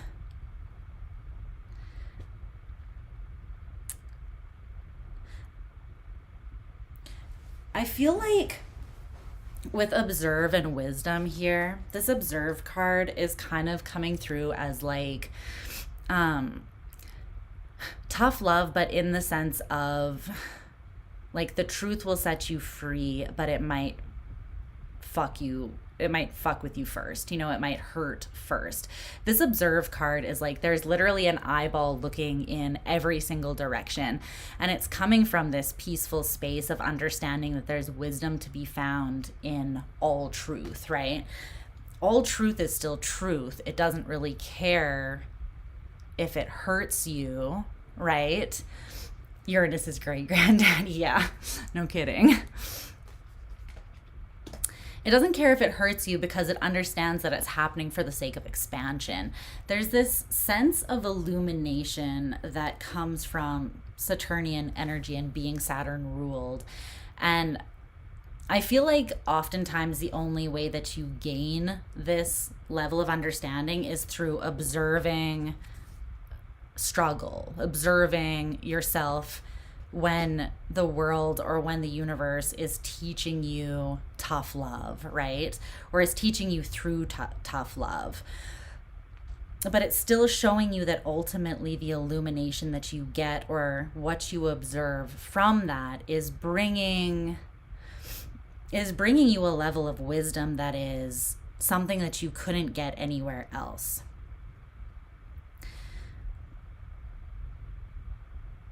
So it's not just the darkness and the shadow in the world and within yourself, which is kind of more scorpionic, but it's also just through the things that are challenging or difficult or the lessons that feel like they take a long time to learn, like the lessons that you learn through an entire phase of your life, right? There's a certain level of patience and maturity and understanding that is in Capricorn energy that is not for the faint of heart. And there's a lot of things that you have to be able to see beyond or overcome or see from see from all sides in order, I feel like, to not like lose your shit in those long phases where you're learning this big, extended, drawn out lesson that doesn't feel easy, right? So with the Nine of Swords in reverse, it's like you can't just be annihilated by the anxiety or crushed under the overwhelm of information that's coming at you, or just the heaviness of the experience when you're in it. And there's obviously a level of innate strength that it takes just to kind of get beyond the mind, right? With the world energy, it's the culmination of everything, and understanding that everything along the way had its part to play. It's almost like this heightened level of understanding that comes from only from being able to go through something from start to finish, right? Because it's like at the end is when everything kind of clicks into place and you gain that fuller understanding. So with the Three of Wands in reverse, again, it's not about like reaching a particular destination or when you're going to get there. It's kind of like when you're on a road trip and you're like, are we there yet? Are we there yet? Are we there yet? And your dad's just like, shut up and like have a nap or play I Spy with My Little Eye or something. But like, we'll get there when we get there. You know what I mean? It's kind of that vibe. And that takes a massive level of discipline, patience, and honestly, the ability to transcend in a lot of ways, like I don't want to say the weaker parts of being a human, but like there's a level of maturity and evolution that you have, even as children, even when you're not old, right? And you kind of come into this life with that wisdom. And I feel like because you have that, you are very observant people. And you kind of do take everything in and have this kind of sense that everything is for a reason as well. But it's kind of the way that you are looking at it is more like everything's for a reason, and the more that I can understand and gain wisdom as to how everything kind of fits together, the more refined my way of doing things can be, the more I can show people the way as well. Whether it is like the best way to do things best in terms of how they can either move through struggles with grace because they can see what is kind of meant to be shown to them so they can learn the lesson faster, right? Where they can mature faster rather than just getting stuck or pinned under the weight of the struggle and experience and stuck there.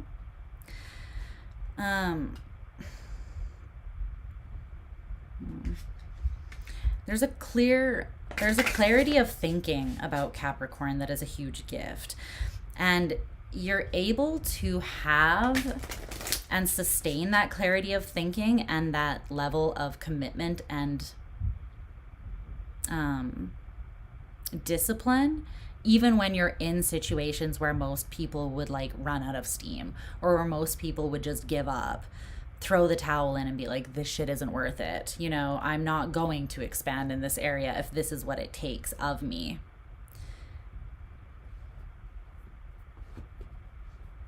You don't allow yourself to be victimized by your experience, even though sometimes you do learn things the hard way. Because you have this mature understanding, maybe not always right in the midst of it, but I think overall, innately, you do have this understanding that things are happening that way for a reason, or that you're learning that way for a reason. And I think when you come out of those experiences, you have this sense of accomplishment and power, and you understand how capable you truly are for having gone through things that particular way. And some people are able to learn through having someone say, like, I did it this way and do it better, right? I feel like Capricorns are people that can teach in that way. They can share. It's almost like they can dig into their struggles and they can observe their experience and their life from this illuminated place and then share or offer that wisdom with other people that are either going through the same experience, again, to lighten their load or to help them see more clearly where they would lose hope or lose steam, or they can help other people avoid having to go through those struggles altogether, because they can say, look, this is what I learned and you don't have to do it that way, right? 3-5 profile, is it? What else do you want to say about Capricorn energy?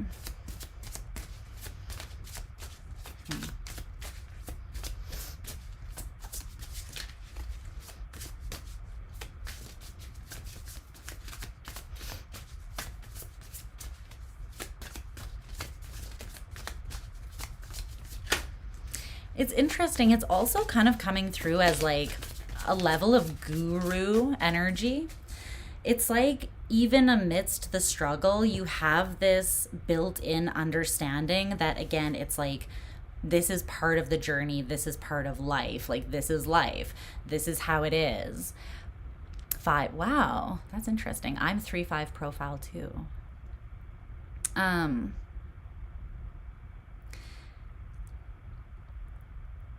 It's not like a hardened, like tough, like this just is how the world is, toughen up, bucko. But it is just this innate understanding that this is how the world is, right? There's experiences outside of this human existence, but you also have this understanding that while we're here, there are certain structures and rules that lessen the struggle. And if you can learn those things, it's almost like learn the rules to break them, or learn the rules or observe the way that things work here, so that you can make things as refined and successful and relatively easy for yourself as they can be. But you also have this understanding of like the level of struggle that's needed to get there, and then what is not necessary after that. It's almost coming through as like building a solid foundation through your experiences and through not letting any wisdom go to waste through what you experience. But then once you're done with that lesson or that experience, it's fully closed out. You understand that the cycle is fully closed and you don't have to return to that place again. So it's kind of like once you build the foundation with your energy, you don't really have to go back and do construction. Neptune is the hippie uncle who's always high. The hippie uncle who's always high and naked in the hot tub. Time to trim my mustache. I resent Pluto being creepy. I feel like Pluto's not creepy. What's this about? The Ace of Cups in reverse and the 10 of Cups.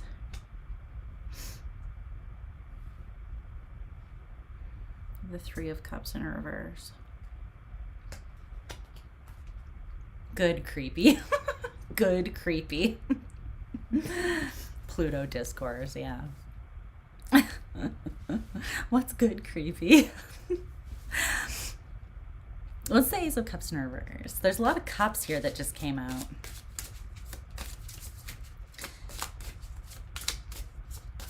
It's interesting. Okay, this just came through. Ooh, look at the 7 of Cups. That's a freaking cool ass card. Damn. Okay, so there's also creepy in a hot way. Oh, okay. I can fuck with that. Or maybe like creepy in the way that it's kind of like intimidating, but not like, you know, I don't know. I feel like I get you. Okay, so all this cup stuff that's coming out about Capricorn as well. With the Ace of Cups in reverse and the Ten of Cups, it's interesting because it's almost saying that even in situations where there seems to be like a lack of empathy, a lack of love, you still have this deeper understanding or this wisdom that transcends that, and you find still emotional fulfillment. But it's like you're finding it or you're pulling it out of yourself because of the lessons that you've learned through experience. So it's almost coming through as you have this well of emotional fulfillment that you've built up through the things you've learned and your experience. And you more have an awareness that emotional fulfillment is available to you at any time. Even when things fall apart, even when things are confusing or elusive, or even when that love is outright denied you, or things are tough or even seem cruel, even when things are ending.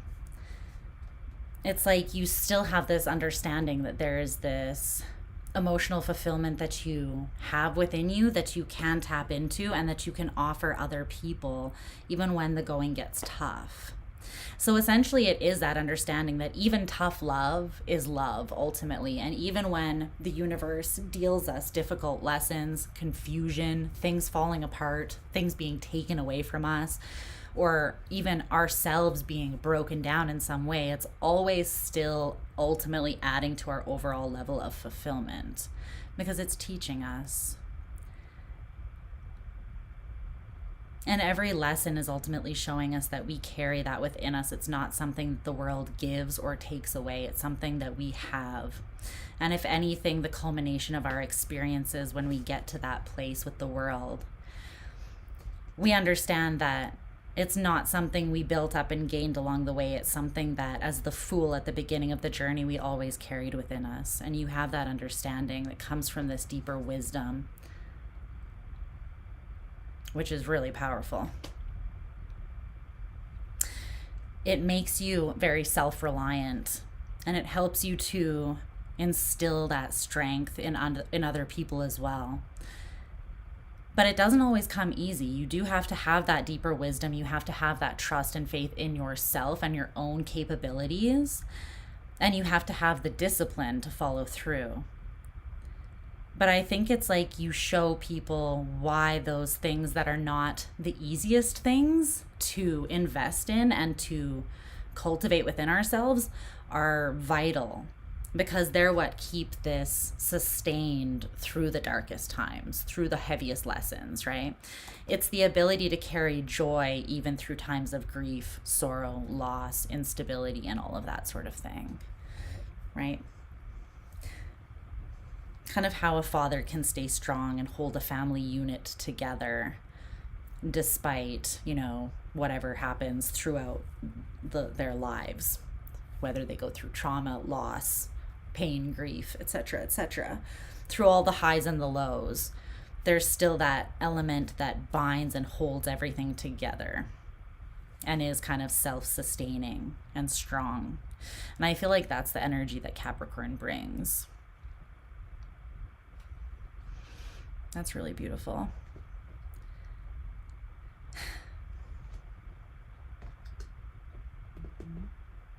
Okay. We're going to see what wants to be highlighted for Aquarius now. Ugh. I wanted to show you some of these cards too. Some of these are really cool. Where's the ones I wanted to...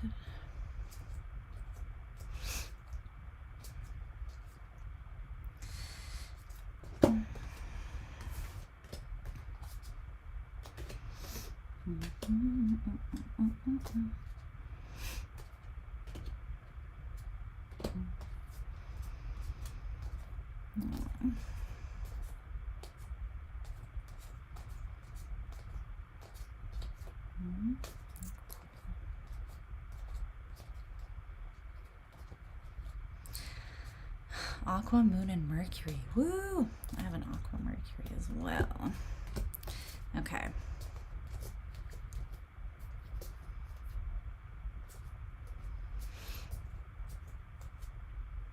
Okay. Yeah, like look at these. They're some of my favorite ones in this deck. I think they're cool as fuck. I know I'm convincing you to buy this deck right now. Look at these cards. Are these cool? Yeah, obsessed with this deck. Anyways, I just got it yesterday. Okay, we're moving on to Aqua. Moving on to Aqua. Woo, Aquarius Mercury. Love it. It's a dope placement. Number one tarot influencer. Number one. I do like to share my tarot decks. Let's see. Ooh. Okay. Aqua, Venus, and Mars. We love our Aquarian energies in the house. So we're moving on to our next Saturnian ruled planet. Well, partially. Saturnian and Uranian. All right, what wants to be highlighted for Aquarius? What wants to be highlighted for Aquarius? The gifts that Aquarius brings, that they offer to themselves, their own spirit, those around them, and the world or humanity at large.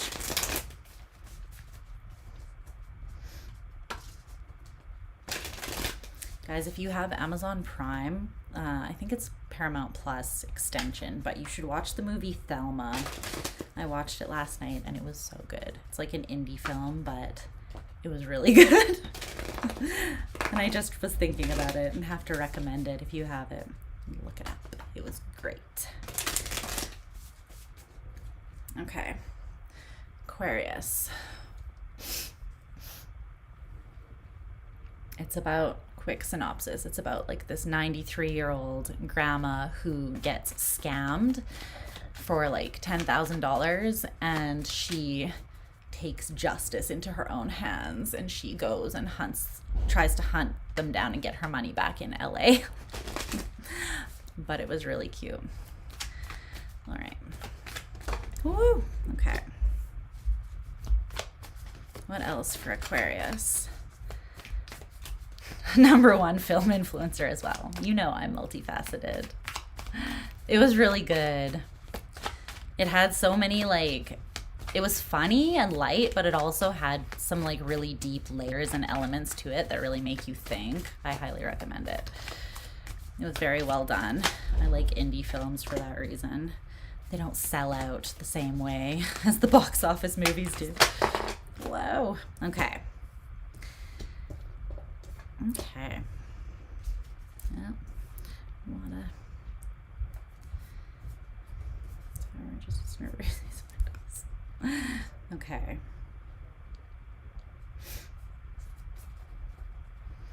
Get some oracle cards to clarify this Aquarian energy. Yeah, me too.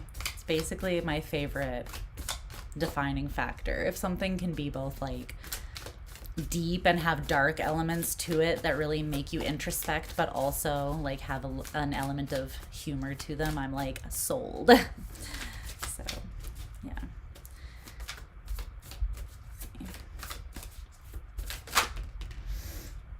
Aww. Aww. Look at you guys go. Okay, this is cute. Okay, let's see. Aquarius. 349. Hi, Aqua. Hello, Aqua. Obviously, music influencer. Happy holidays, my loves, and I hope that you are feeling warm, safe, healthy, and loved wherever you might be and however you celebrate the season. So, let's see what wants to be highlighted for you in terms of your strengths and the gifts that you bring to this world. Okay. So, the tarot cards that came out for you have the Seven of Cups and the Three of Cups in reverse, with the Hierophant and the Sun in reverse as well.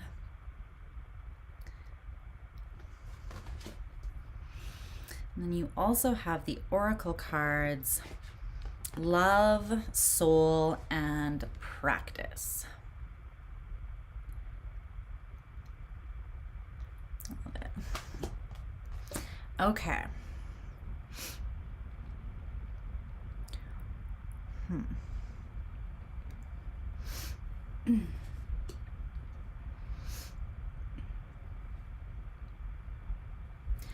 Okay, Aquarian energy, the gift.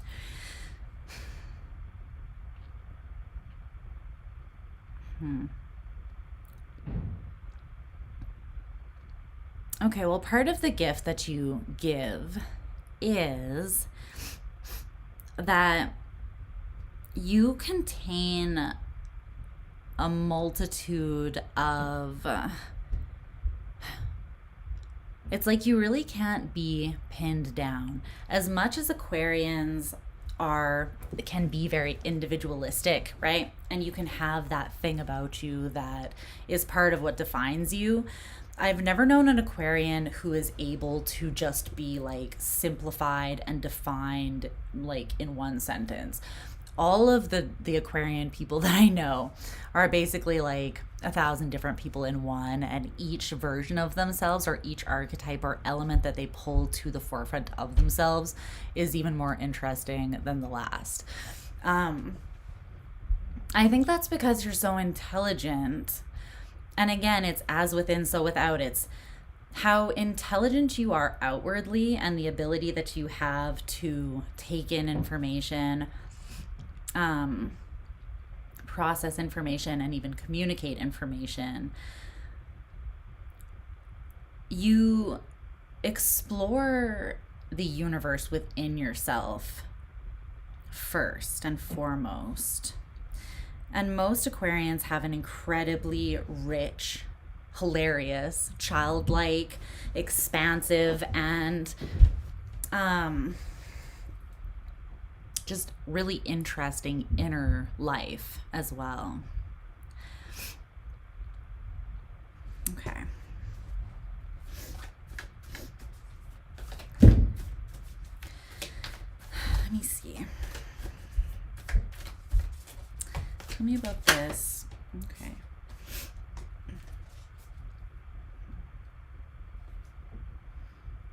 The devil.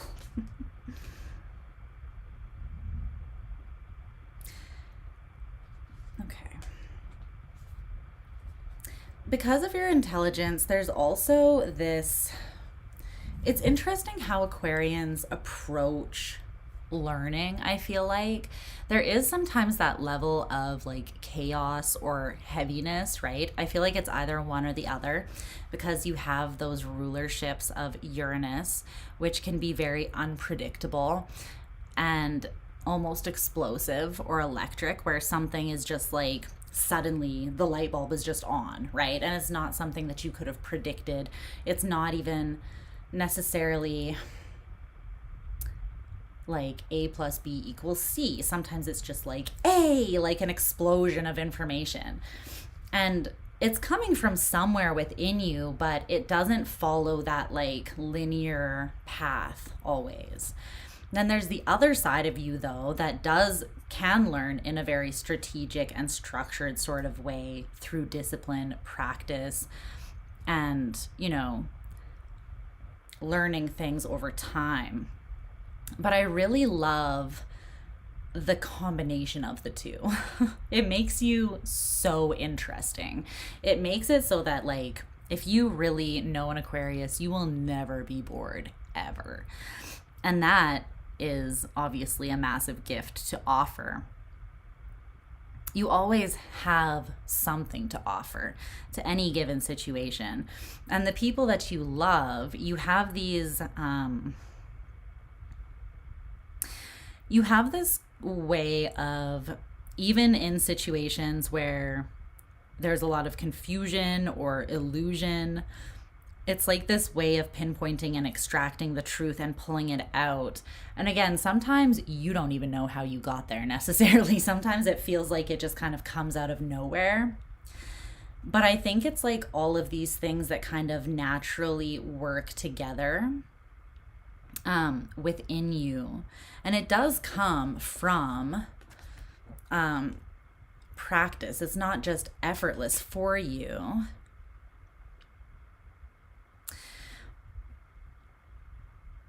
It's like you can find truth in the most confusing situations. You also have a way of dealing with very emotional situations, but being able to see the truth within them, which is a huge strength to bring to the table as well, because a lot of people will either be overwhelmed or, again, they just get lost in the gray area or the murkiness of highly emotionally charged situations, right? This is kind of at the crux of what allows you to be such an effective humanitarian and so actually good in relationships. I don't really understand when people say, or when people see Aquarians as not being strong relationally. I mean, there are always healthy Aquarians and unhealthy Aquarians, but you don't have to be a super, I don't know, a really powerful strength to bring into a relationship is the ability to hold it down when things are falling apart or when things are confusing, right? And this can be on an individual scale within yourself. It can be in a interpersonal relationship scale, or it can be on a grand scale in terms of what you offer to humanity. You can look at the confusion and the chaos within the world, and you have this ability of seeing it from this space that is almost divinely intelligent or cosmically intelligent, right? So you can see the divine in humanity. You can see the clarity within the mess. There's that quote that is like, make this mess matter, make this chaos count, right? And I feel like you have a way of seeing that and extracting that in either just the chaos or the unpredictable or the flat out darkness, right? The things that are hard to look at, you have a way of taking the lesson from that and integrating it and helping others do that as well. And helping others see how maybe we can look past or just not get stuck or bogged down in the darkness, because as we know, being a human, things can get pretty dark, right? You have this way of, it's not a detachment, it's more of a compartmentalization, I think. You're not fully detaching from or not feeling or not being empathetic towards the experience of what's going on, but you still are able to maintain this clarity of wisdom and integration and focus that lets you, again, like take in the greater lesson and then help others see beyond the muck of the situation as well, which is massive, because the more that we learn how to do that, the more we can look at these darker situations that we might be in, and we can integrate them on a heart and soul level. We can see how ultimately they serve us, and how when, let's say, humanity stumbles, maybe we go through certain things so that we learn that we never want to repeat history the same way, but we want to evolve and we want to be better, or we want to expand and we want to be better. But the only way we can do that sometimes is through learning lessons, again, the hard way or through the darkness. Yeah, this is a cool deck. It's called the Spolia. Oracle deck. Is it Spolia? Or it's the... No, Poesis. It's this deck. Poesis deck. Spolia is a tarot deck that I have. Okay. What else wants to come through here?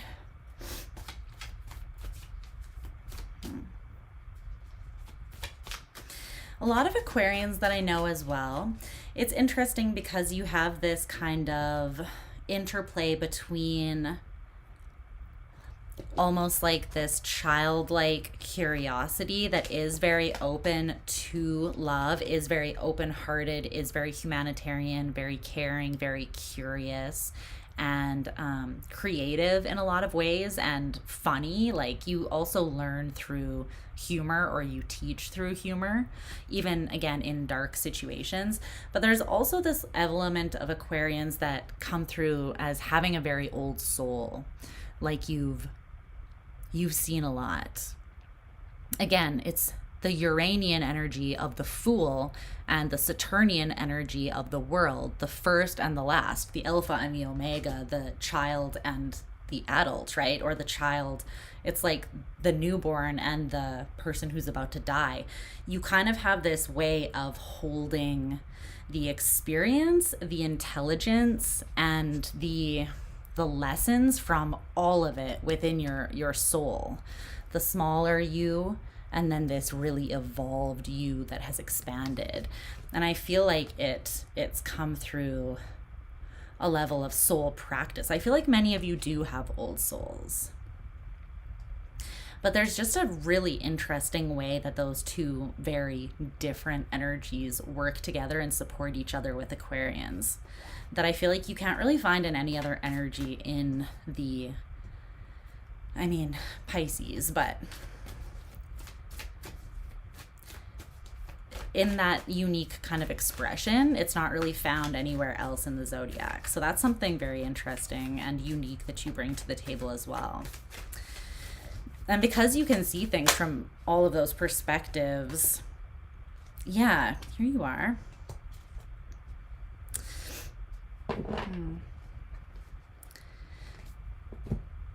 The Ace of Pentacles, the Ace of Cups, and the King of Swords.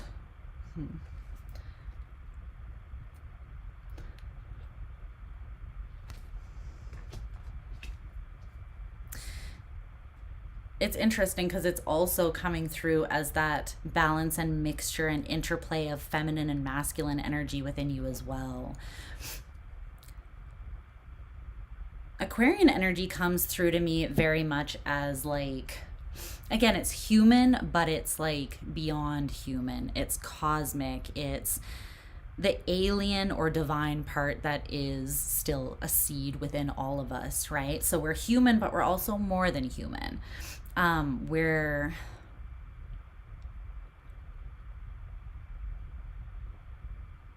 You can really hold polarities and like every point in between, as well as clearly see the sum of all parts. And then you can apply that. And you seem to have this wisdom of when something needs to be applied and what needs to be applied and where. And this makes you really valuable people in business, in, again, relationships.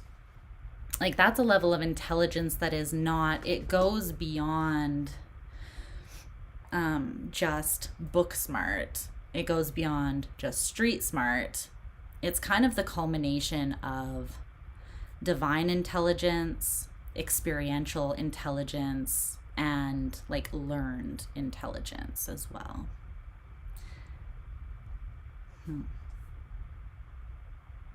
So yeah, the insight that you have and the ability to know what is needed and how to apply that in any given circumstance for the best good of all is what makes you such a gift to humanity and a gift to, you know, yourself as well and those around you, that you help through different circumstances.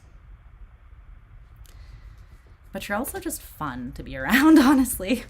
I just love Aquarians. You're fun and you're interesting, but you also very much carry like this heavyweight sort of truth that, again, it's kind of truth with a capital T that encompasses all of those different kinds of intelligence integrated. All right, that's what I see for Aquarius.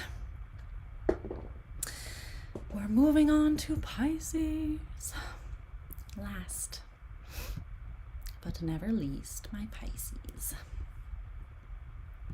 Okay. What's up, Pisces? Let's see. I hope this reading makes sense. I feel like I'm very much in channel-y mode. And I'm like, are the words coming out of my mouth making sense?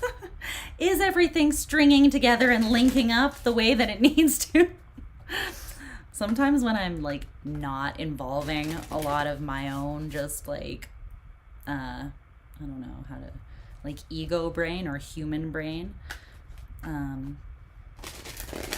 just really have to trust that spirit is putting words in my mouth that make sense. Of course I trust. Yes. Okay. Good to know. Okay. What's up, Pisces? Let's see.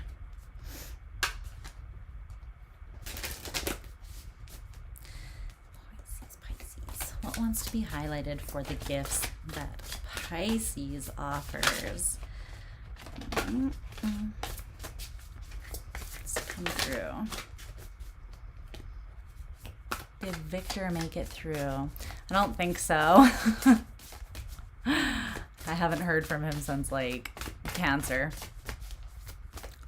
or Gemini. I think he was going to bed. I don't know what time zone he's on. He's in Texas.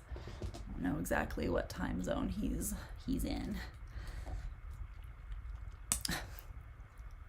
He texted me earlier and he's like, why is your live starting at 8 p.m.? Why is your live not starting at 6? And I was like, because my Christmas Eve dinner started at 6. That's why. It's 2 a.m. where you are.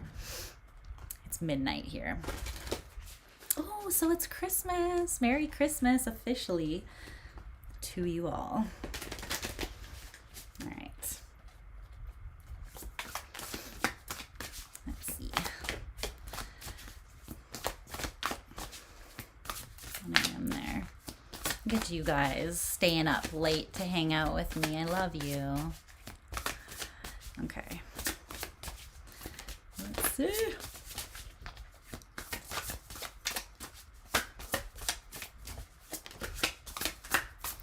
Okay, Pisces. Come out and talk. 6 p.m. Where are you, Vanessa? You're still rapping, Starla? God bless you. May the force be with you. I'm glad I could keep you company then. Let's see.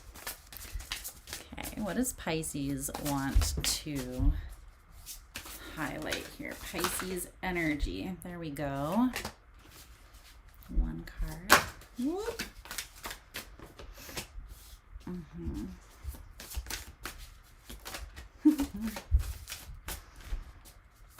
Ooh. Cards. 4 brothers and 2 nephews. Oh my goodness. I just have 1 sister, 1 nephew. I'm easy breezy.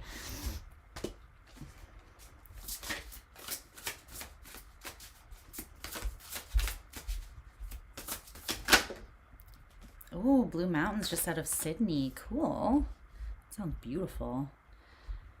Haley is also in, well, Haley's in New Zealand, actually. 4 sisters, too. Oh, my gosh. Massive family. Damn. Okay.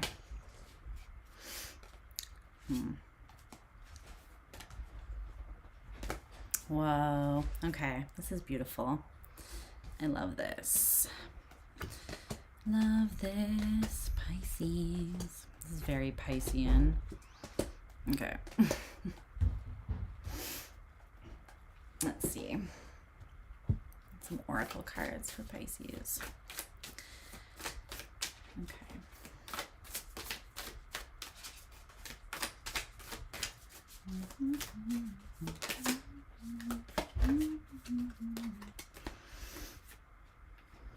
Okay.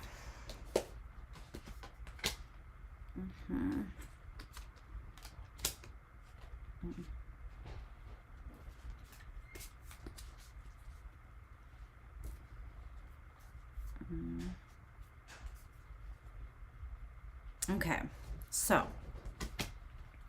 let's see here. All right. Pisces. Pisces, Pisces. What's up, Pisces? I hope you're doing well, my loves, my fellow fishy fam.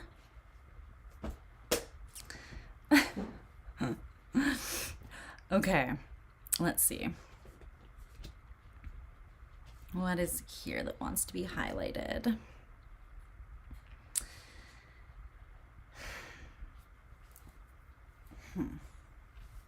Okay, so it's interesting what's coming in for you in the way that you work with energy, first of all. The first thing that came through was the Eight of Wands in reverse with the Magician. Okay, they're telling me to start with the Oracle cards, so let's start with these, I guess. I'm sure there's a reason. Okay, so first, Freedom and Journey came out like this. And then Child and Abundance.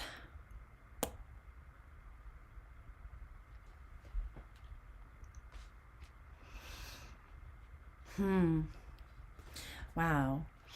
Okay. So what I feel from this is, first of all, the gift that you offer yourself or your own spirit.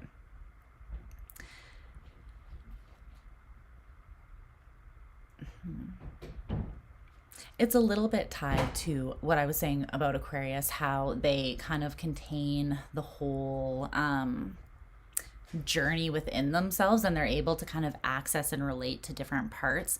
They're able to relate to the Fool from the Uranus energy, but also the World with the Saturnian energy. It's kind of coming through that way here. You coming in as the last sign of the zodiac, you already contain the experience of everything else within you in a way that is more immediately prevalent to you, that you kind of always have this awareness, even as a child. You always kind of have this understanding on a soul level, not necessarily on a mind level, but a soul level, just through the healing, like, completeness of your energy, your mutable water. You have access to the full range of emotion and intuitive understanding from very young. And so I feel like you have this sense of abundance. And it's interesting because you kind of start the journey from a free place, right? It's like this understanding that no matter where I go, even from the beginning, I have everything in me that I ever need. And I think that that's because a lot of Pisceans start life with this very deep connection spiritually, or to the spirituality of humanness. You know what I mean? Where I think for a lot of other people, it's like we start and we have this understanding of, I'm a child, I'm a human child, I'm born, I'm taught by my parents that this is how the world works. And then as we evolve or grow older, we gain more of a spiritual understanding and we evolve and expand in that sense. Pisces kind of has that from the beginning. So there's this level of abundance that you have access to from the very beginning that kind of is a key that sets you free on your journey, if you can remember that you hold that within you. And you have a lot of gifts to offer even as a child. There's a lot of depth to you, and there's a lot that comes out of you that you almost offer without even knowing that you're offering it. Again, it's more about just the natural way that your energy is expressed and flows to those around you. With Pisces, it's a lot more of a feeling than it is what you actually offer.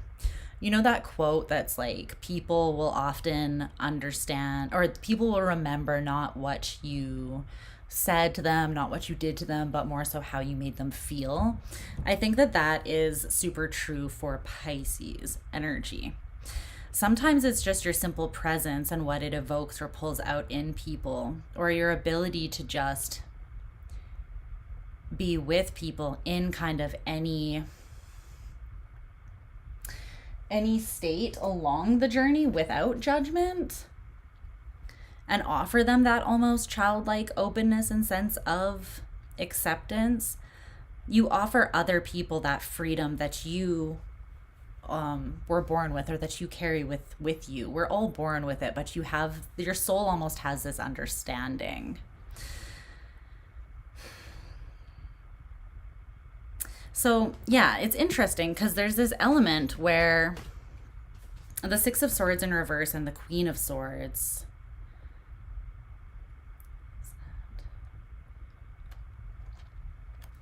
it's almost like the wisdom without the experience. The wisdom is just there. You don't know where it came from.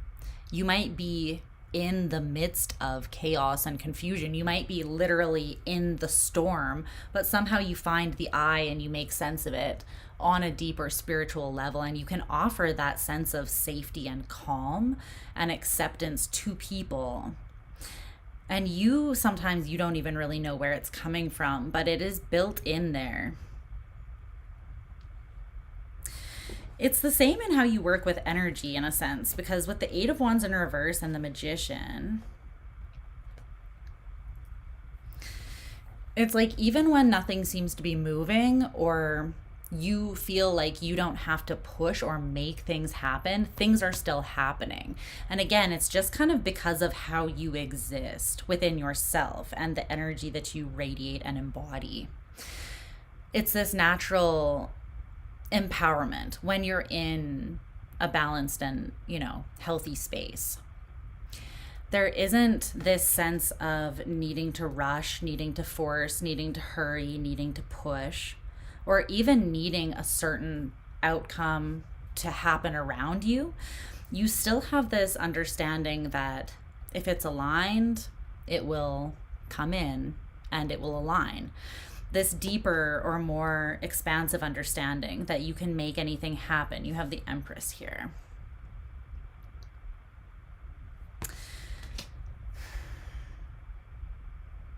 And Pisceans, it's interesting. Pisceans go through, I feel like, and experience a lot of grief and heartbreak in their life.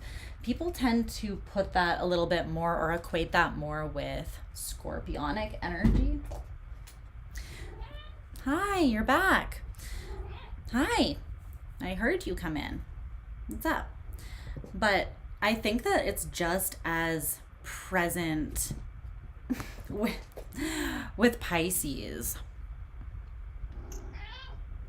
Hi, you're back. You're so vocal. She's back. She's back. She's back in town here, homie. What's up? Hi, baby. So the Magician has this understanding, right? Like they can see the tools that they have on the table in front of them, all of the elements, the wand, the sword, the coin, and the cup. But then there's also this dice that is like this understanding that there is, yeah, she's gorgeous. This understanding that there is this unknown factor where there is a co-creative factor where, right, even as much as you could control or push energy, because anything within the minor arcana is technically something that we can control. So even the Eight of Wands is like us making shit happen, right? It's this understanding that like as much as I have the power to do that, I don't always have to, because there's this infinite unknown element. You're so needy right now. And all I really need to do sometimes is lift my wand. And to me, this is the element of faith. What is faith? Faith is belief in things unseen, right? Belief and faith put into something, and the willingness to bet on something that you can't explain, that you don't have the answers for. It's very much the evolved divine feminine, right? The yin, which is the darkness. It is the unexplained and the unexplainable, essentially, right? I'll be with you in just a minute. I love you. She keeps putting her paw out.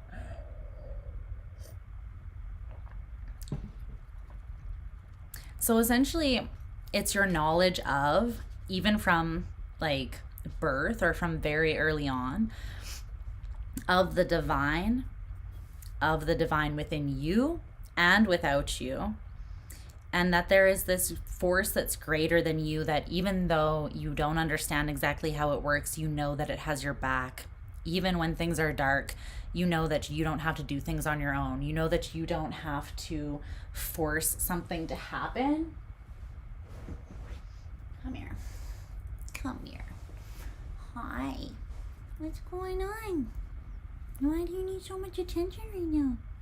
What's happening?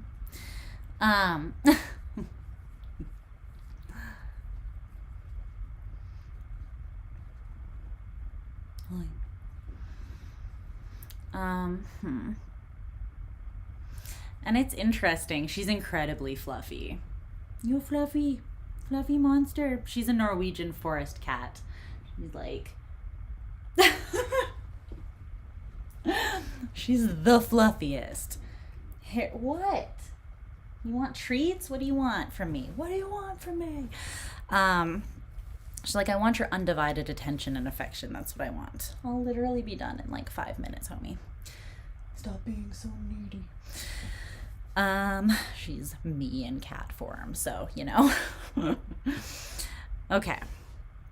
This last thing, don't distract me. I'm trying to stay focused. This last thing that I want to say.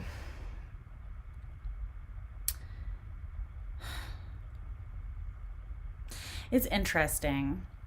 You have this ability to sit with the most heavy and uncomfortable things, right? So with Scorpio, with death, it's not about, death is not about actual death. It's about how everything is just transforming and changing shape, right? And everything is just shifting form, but nothing is ever really lost. But with Pisces and the 12th house, it talks about like when death really is death, right? And even though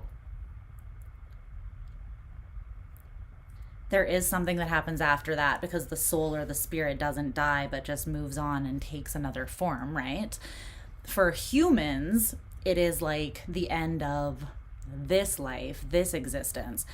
And there's this ability that Pisces has that they can sit with even the things that evoke the most fear, the spaces where we know the least, where we can be the most afraid, right? Like, no matter how fearless you are, no matter who you are, I'm pretty sure that everyone faces some level of uncertainty and fear on their deathbed or facing death, just because of we don't know, right? Even as much as we can say that we're just changing form and we can kind of see these things and grasp them as concepts, it's different when you're actually facing that head on. But there's this ability that Pisces has to kind of sit with the unknown and have a level of faith, and then offer this